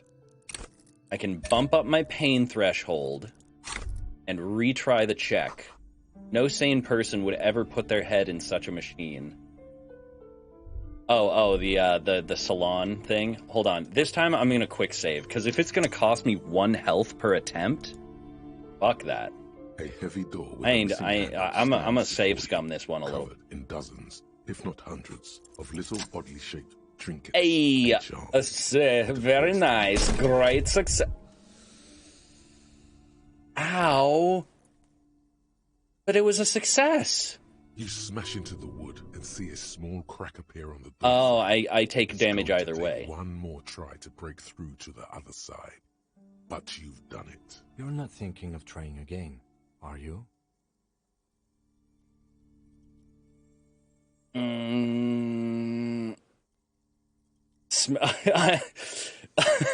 I'm torn between smash into the door and shout fuck the system, or smash into the door and shout fuck it hurts. What should I do, chat? 2 or 5? Fuck the system or fuck it hurts? What are we thinking?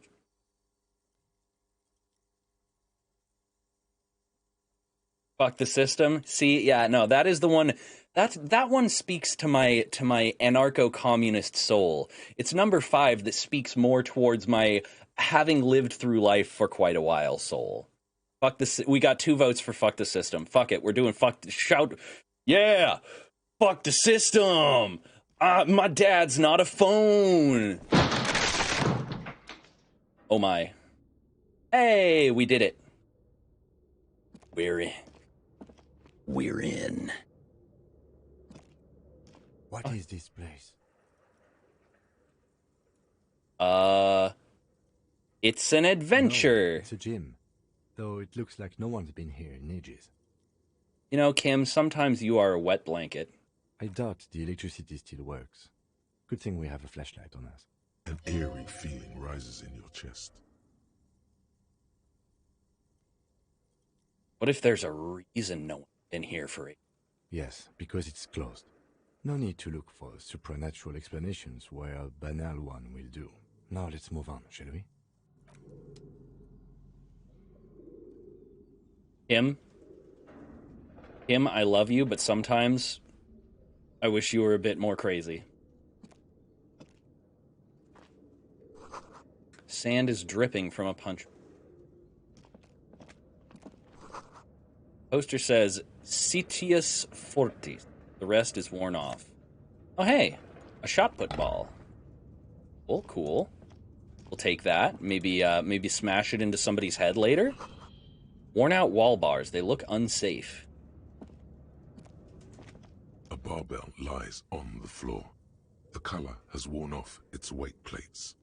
It's 60 kilograms. Your triceps hum at the sight of these weights. Show the world what kind of beast it's dealing with. Lift them. Why does it feel so familiar? Oh no. Yeah, no, I'm not chancing. 17%. I'm definitely gonna injure myself and fucking die right here if I try and lift these. Is it familiar because I'm a weightlifter? No, it's not that. It's the stale smell of rubber, the squeaky sound of sneakers, your bruised knee against the mat, and a whistle. Then the feeling is gone. Former wrestler, maybe? It's just a memory. Yeah, no, I'm not going to try and pick up this barbell. I see nothing material to gain from this, and I might actually fucking die with my health this. Because, yeah, in this game, you do have a health pool, and sometimes when you fail these utterly banal, everyday skill checks, you will lose health, and if you lose all of it, you have a fucking heart attack and die because you're a burnout who has taken way too many drugs. Hall is blocked by old window panes and debris.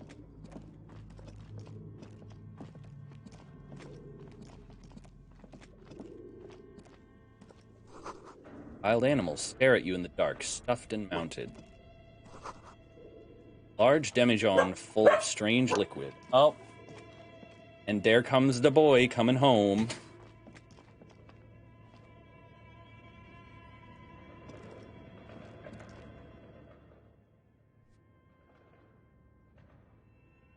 Okay. Here, I'm gonna quick save and take a little break. I will BRB, y'all.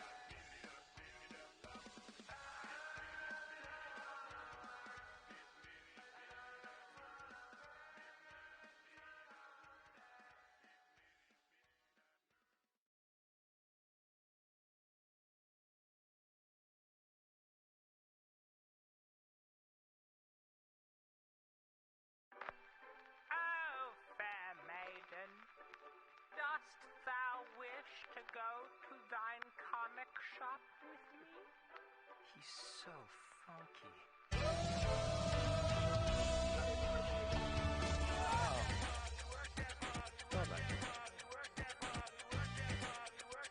Got that! Come on and slam! Come on! Pump it up! Feel it! You see me? Feel the vibration! Pump it! Wham, bam! Up the jam! I'm hot! If you wanna jam! Hey DJ, turn it up! If you wanna get lit, let them get a one shot! You see me on the microphone! I want love, baby, not romance! So don't get fresh with me! But we really think about it in the top that. Oh, Dreamweaver, I'm thinking of. I can feel it coming over me. Everybody got you wrong. Oh, Dreamweaver, I feel it all around me. I believe it can get me through. Go to sleep, rest your eyes and you're there. Go to sleep, rest your eyes and you're there. Go to sleep, rest your eyes and you're there. Go to sleep, rest your eyes and you're there. Set the fire.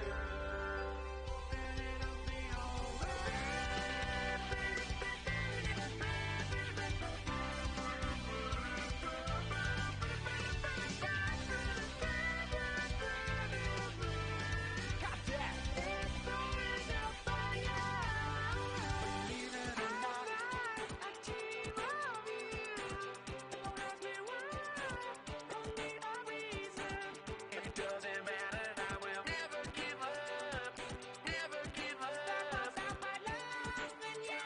Believe it or not, I dream of you. Only one, only a reason. It doesn't matter, I will never give up.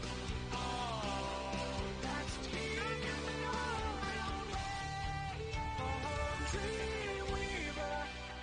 I'm thinking of, I can feel it coming over me. Everybody that you love. Oh, Dreamweaver. I feel it all around me. I believe it can get me through. Oh, Dreamweaver. I'm thinking of, I can feel it coming over me. Everybody that you love. Oh, Dreamweaver. I feel it all around me. I believe it can get me through.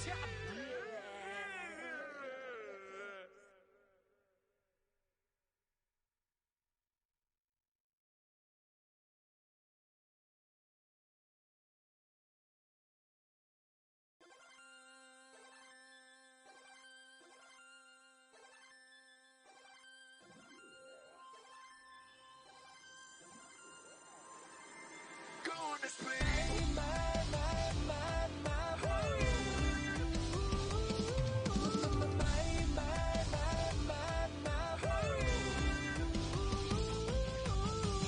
love a rocket ship, flying through the sky, at the speed of light, a shield in front of me.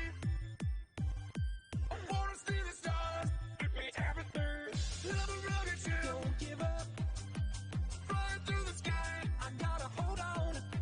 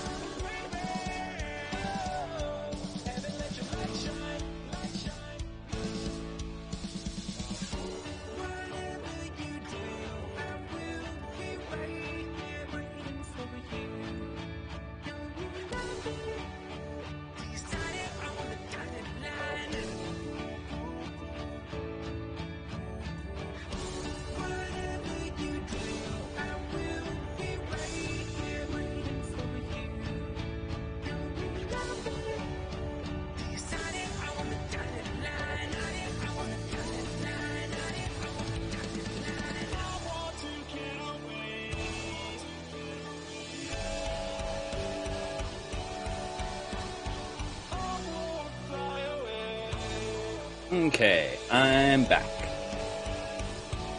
Here we go. Got about another 15 minutes or so, and then we're going to be switching on over to the Factorio. Oh, hold on.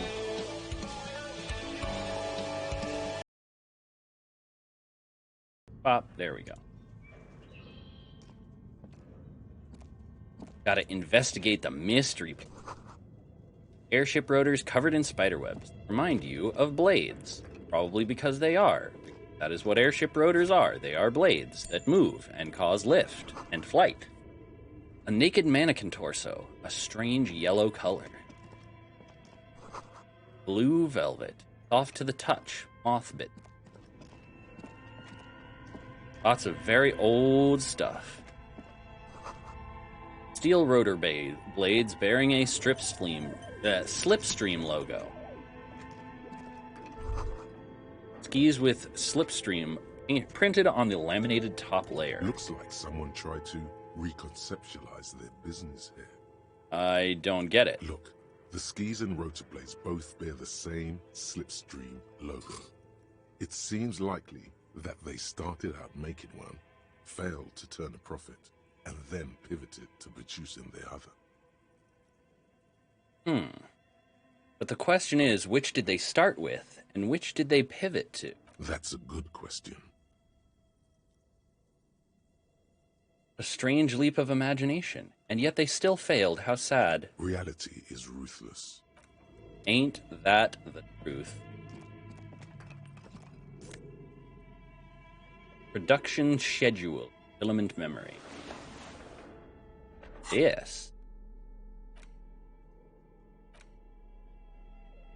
This cube-like crisscross of filaments feels oddly fragile in your hand. Its intricate structure covered in dust. Silver tape on the side reads production schedule. Note, this filament contains information that can be read using a radio computer. Shot put ball, a ball used for playing shot put, a favorite pastime of elderly gentlemen. Feel like you should hold on to this and make good use of it. Sell such beautiful old sports equipment would be a sin. Oh, I gives to cutie. Hold on. I gives brat get the premium good boy. Hold on.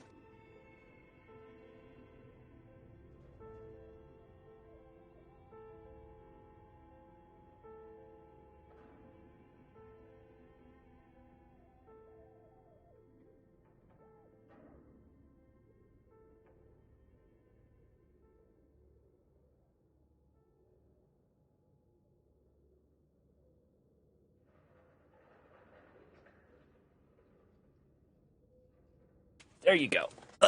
Brat gets the good boy.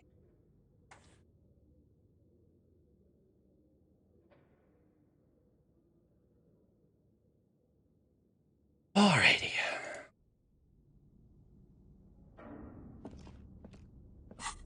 Also, I'm actually racking up a decent amount of stuff that'll sell like 50 real for this filament memory. Like goddamn. You know? I gotta find a place where I can hawk some of this.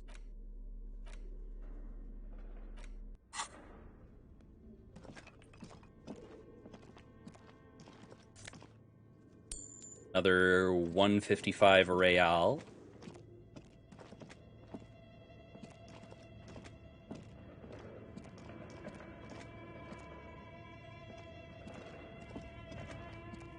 This appears to be some kind of machine with a cube-shaped heart and a wired framework. The keyboard has a rectangular on-off button. A piece of paper still hangs from the printer. The radio computer. Just sitting here without anyone inside. Sounds surprised and a bit cautious. Think I should turn it on? We have one of these down at the station, but I never really learned how to use it. The machine lights up like some prehistoric animal stirring from its slumber, revealing fluorescent play and print keys on the keyboard. The hatch on the machine's central compartment is wide open. Alright, let's look in the compartment. It's empty, like a beehive without its brood. Some cables have been left dangling disconnected. The filament you have would fit perfectly inside the compartment.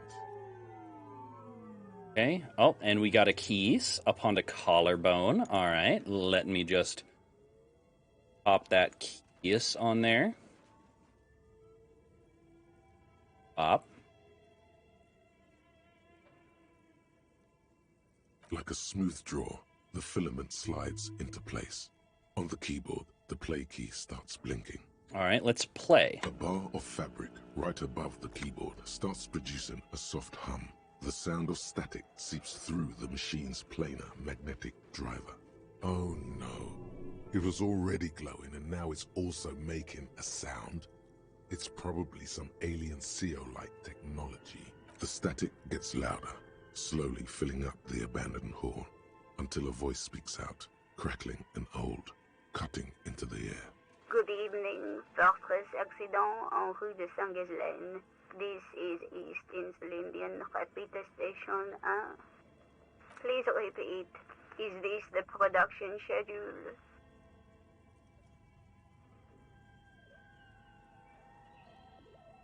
What's the production schedule? The filament you have inserted into the reader.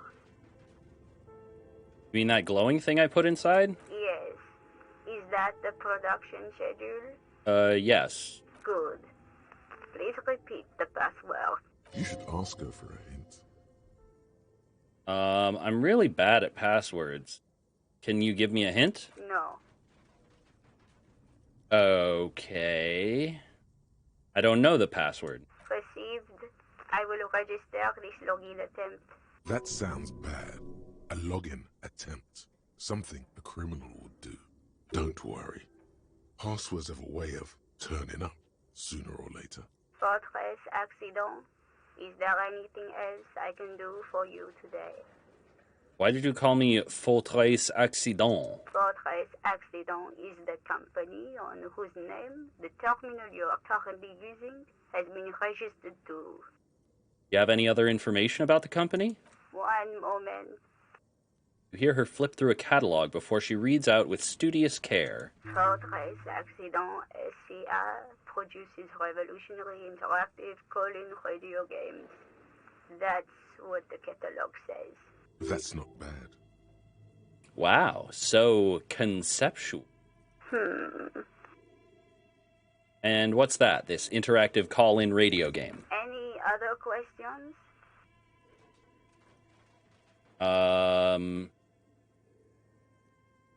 Are you a machine or are you alive? Yes, I am alive. I am 74 years old and my name is Yvonne. She repeats passwords. Programming people are all paranoid.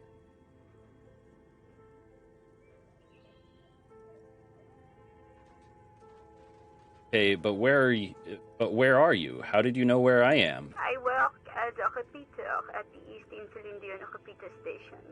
It's my job to know where you are, Fortress Accident. As for me, well, I am sitting in my cubicle, surrounded by a wall of radios. On an island on the river Esperance, a small woman, all skin and bones, sits in a room filled with audio equipment. Thousands of tiny lights are reflected back from her prescription lenses, like stars in the dark. Ooh, cozy time. Comfy sweater, leggings, fuzzy socks. That sounds wonderful. I hope you have good cozy times. Doesn't it get lonely, sitting there all by herself? Doesn't it get lonely doing this job? Lonely? Why would it get lonely? I get to talk to people all day. That's why she does this. Now, please tell me if there's anything else I can do, Fortress Accident. Aw, sad. Everybody should have a snugs person.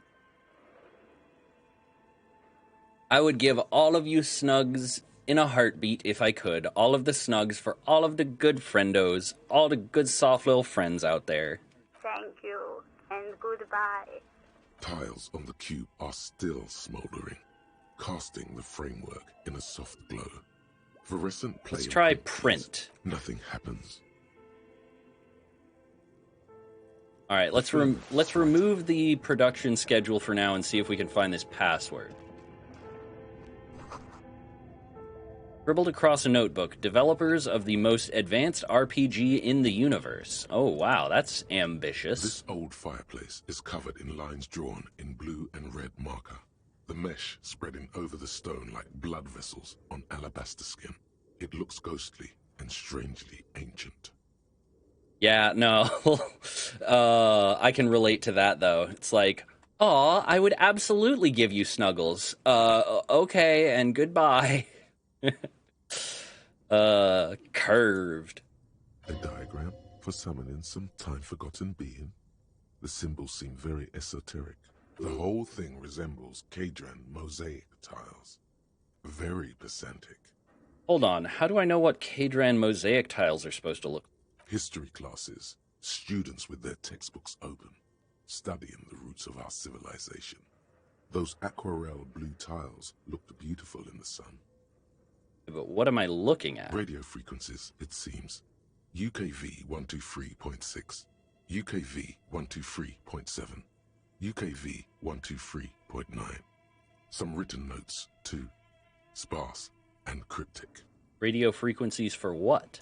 Unclear. It looks like a cardiovascular system split into veins and capillaries. Very advanced.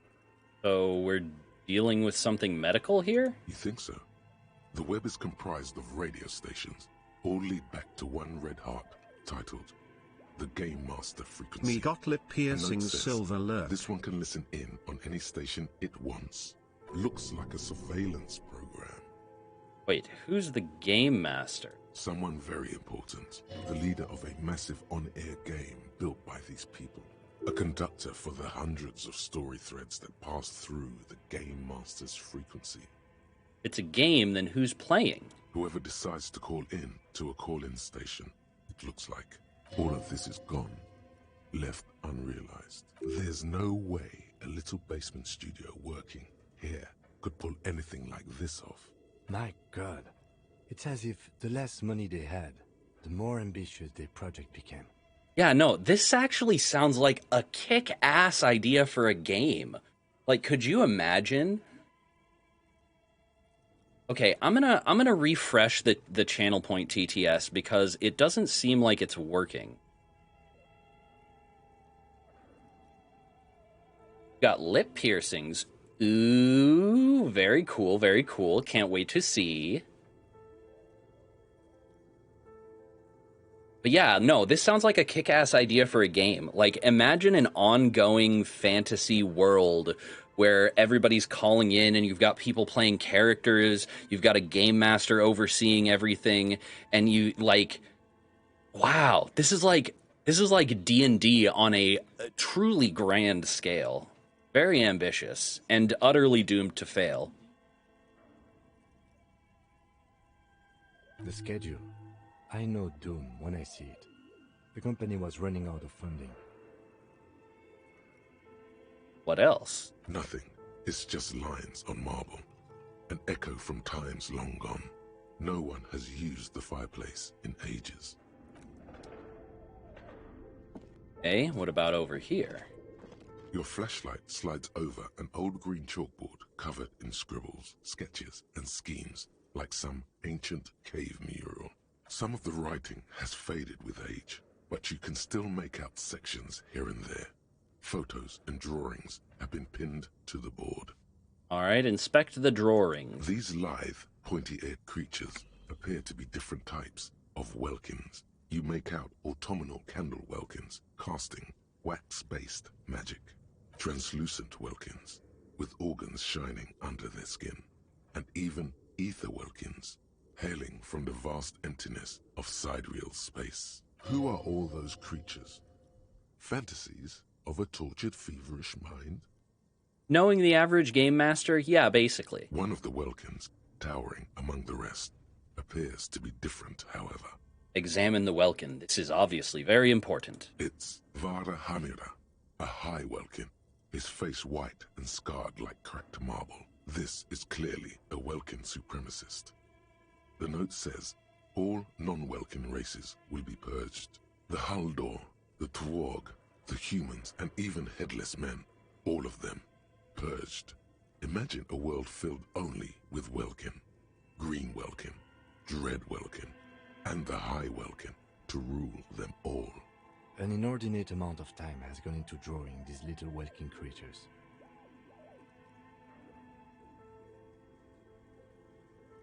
One of them is one of them is a Welkin supremacist. Political commentary. That one has a great beard, too. Yes, yes. Thank you for your observations, Kim. Why would anyone spend so much time on this? Some people really like building a world, I think. Even if it's just for a game. Relatable. Yo, he just like me, for real. Who are these creatures? Who drew them? Are they real? I have so many questions. This looks like concept art for a project. It's not really real. This has been educational. Let's move on from the Welkins. Just look at those details. So much effort. And for what? All gone. You can hear Kim is a total nerd. Like this is his thing. You can tell from the way he's admiring it. I would absolutely love to have Kim and fucking Henry, Mr. Dubois in my D&D group. They would be very entertaining. Kim would be the lawful good paladin who like very carefully considers all of his actions, and Henry would be the horny bard that tries to fuck everything and like instead of fucking everything literally, he just fucks everything figuratively, and all the plans go sideways because he's fucking insane. The photo Anyway, collage depicts barren, icy landscapes wrapped in perpetual night. You see permafrost and glacial landforms, dead trees grown in under the snow. Entire oceans have been frozen from shore to shore. There are pictures of settlements on dried-up riverbeds, abandoned in a storm. Animal corpses in the dark, carcasses and bones. Sounds grim. You see primitive oil rigs built into glaciers, boreal dvorg, yurts under the snow, great mammoth-like beasts of burden. Albeit dark and cold, this vision also feels cozy in its own way, like eggnog or morphine, a much-needed respite from our own world. Okay, you don't have to attack me like that, game. All right, chill. A pinned postcard reads, "The heat death scenario. A desperate fight for geothermal energy engulfs the world as Wirral becomes untethered from its sun, drifting through the universe." Ooh, that's a fascinating idea. Like a fantasy world where, like the world has been knocked loose from the sun and it keeps getting colder and darker. That's actually a really cool apocalypse scenario. This is a monthly calendar from the year 50. Cryptic words like sprint, daily minimi, and GPI span the marker-drawn grid, the grand scheme of production and money. All right, so what happened? As time goes on, the numbers in the boxes grow rarer and rarer. The board becomes an empty snowfield in the final days. Only failure and regret dwell in this region. Looks like they didn't make it. A note in the bottom Sad. left corner of the chalkboard says, "See the prod schedule filament for details." The handwriting is only partly legible, but you can still make out 3 slogans: "Call in, tune out," "Wirral untethered," and "Heat death of the universe." Outside, a cold wind wraps the building in its bosom. Snowflakes in the wind. An old woman passes what the locals call the doomed commercial area. She tries hard not to look at the bookstore windows. It's unwise. Very curious indeed. Okay. What do you think is going on with that computer, chalkboard, and fireplace? It's just a failed business. The only question is what the hell were they making? Yes, that is the question. Tenant takes a step back, steepling his hands. It looks like one of those popular pen and paper role-playing games. Only these people were trying to automate it, make it work on radio computers. Utter madness, he thinks, as a compliment. Yeah, that kind of utter madness that you admire. How were they planning to do that? Through call-in stations. None of the players have to be physically present. Anyone in the world can participate in the game, as long as they have a two-way radio. Then there's the Game Master frequency that listens in on the smaller call-in stations. I think that was supposed to coordinate the stories, functioning as a master of ceremonies of sorts. His fascination has swept aside other concerns for the moment. He's a little hooked. Oh yeah, no, he's a nerd who found an ambitious-sounding project. Has anyone ever done this before? Not to my knowledge. They make automated games in Graz, Messina, Königstein. You know, places with industry.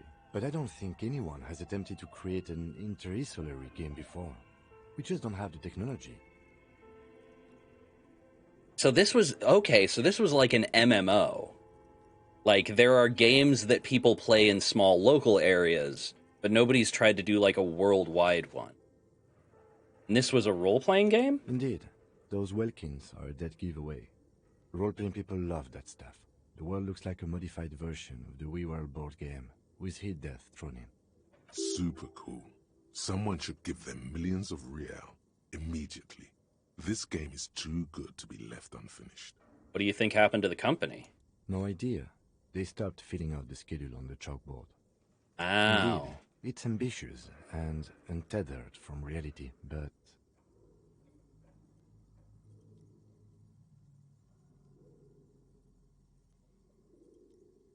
The world is cold and lonely. This would keep it company. Let's finish it. It's too late for that, I'm afraid. Looking around the derelict room, the pipes howl and a rat crosses the floor. Let's keep moving. Alright. We'll keep moving. Alright, we're a little over the 4-hour mark, but we're going to keep exploring just a little bit longer here. Oh, more real in these doors, maybe? Yes. And some magnesium. Nice. I could really use some Nosafed to restore my health, though.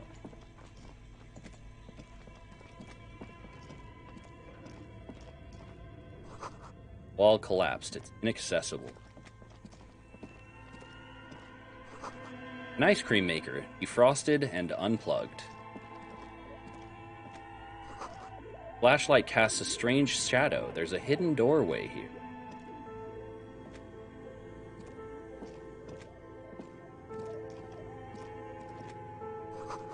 Two rusty rifles are hidden above the piping. They look inoperable.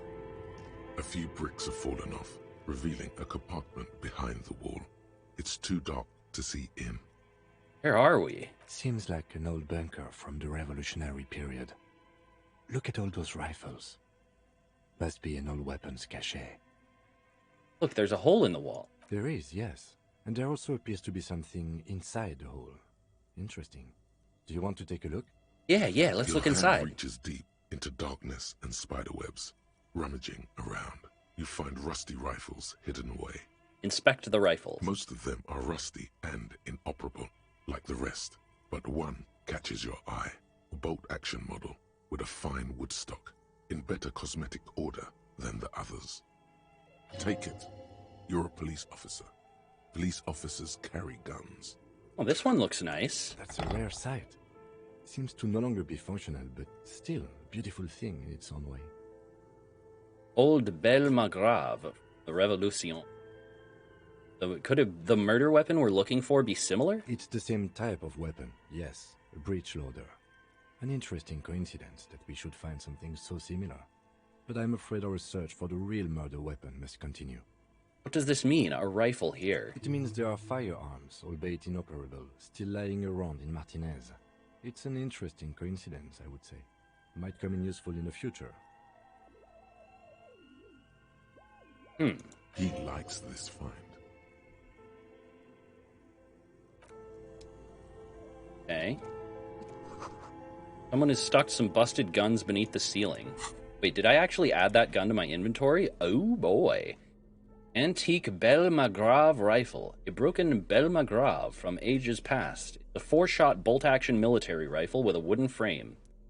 That looks like it could almost be a real rifle if it weren't for a few little ridiculous details here.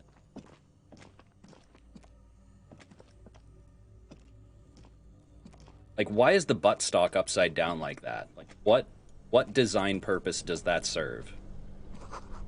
Frozen ice cream maker that's still running. 2 cables are plugged into the breaker box. The red one leads off into the darkness, and the black one to the ice cream maker nearby. Rip the red one out. Look how giant and red and inviting it is. Don't rip the red one out. You'll awaken the ghosts.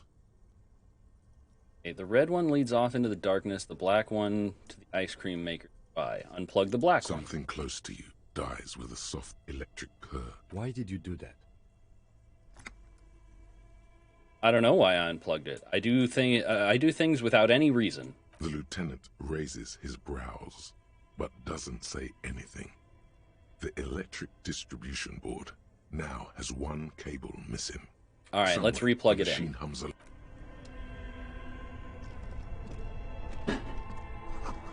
Intercom wires run into the breaker box.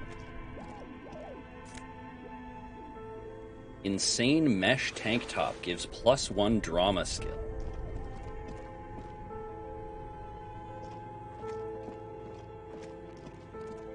Mesh tops are very dramatic. You see a terrifying ice bear with a strange compartment in its belly.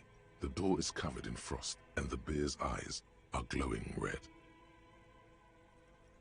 This ice bear is a hyper carnivore. Be careful.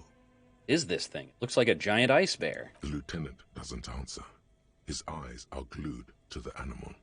A sharp slice of light shines out from its mysterious belly door. All right, let's crack that door. A gust of freezing cold air rushes to greet you. You hear a low grumble as the bear regulates itself. This is the inside of a refrigerator. Yes, I can see that. The lieutenant takes a peek inside. His hand has found the holster of his gun. Relax, Kim. It's a fridge. Of course, just a giant ice bear-shaped fridge. Relaxes his hand and his face bathed in the harsh light of the open fridge door. Let's take a look inside. The shelves are empty. All you see are crumpled ice cream wrappers with the brand name, Revachol Ice City. A handwritten note has been attached to the door. The fridge is huge. Take the note from the door. You pocket the note and the little fridge magnets keeping it on the door.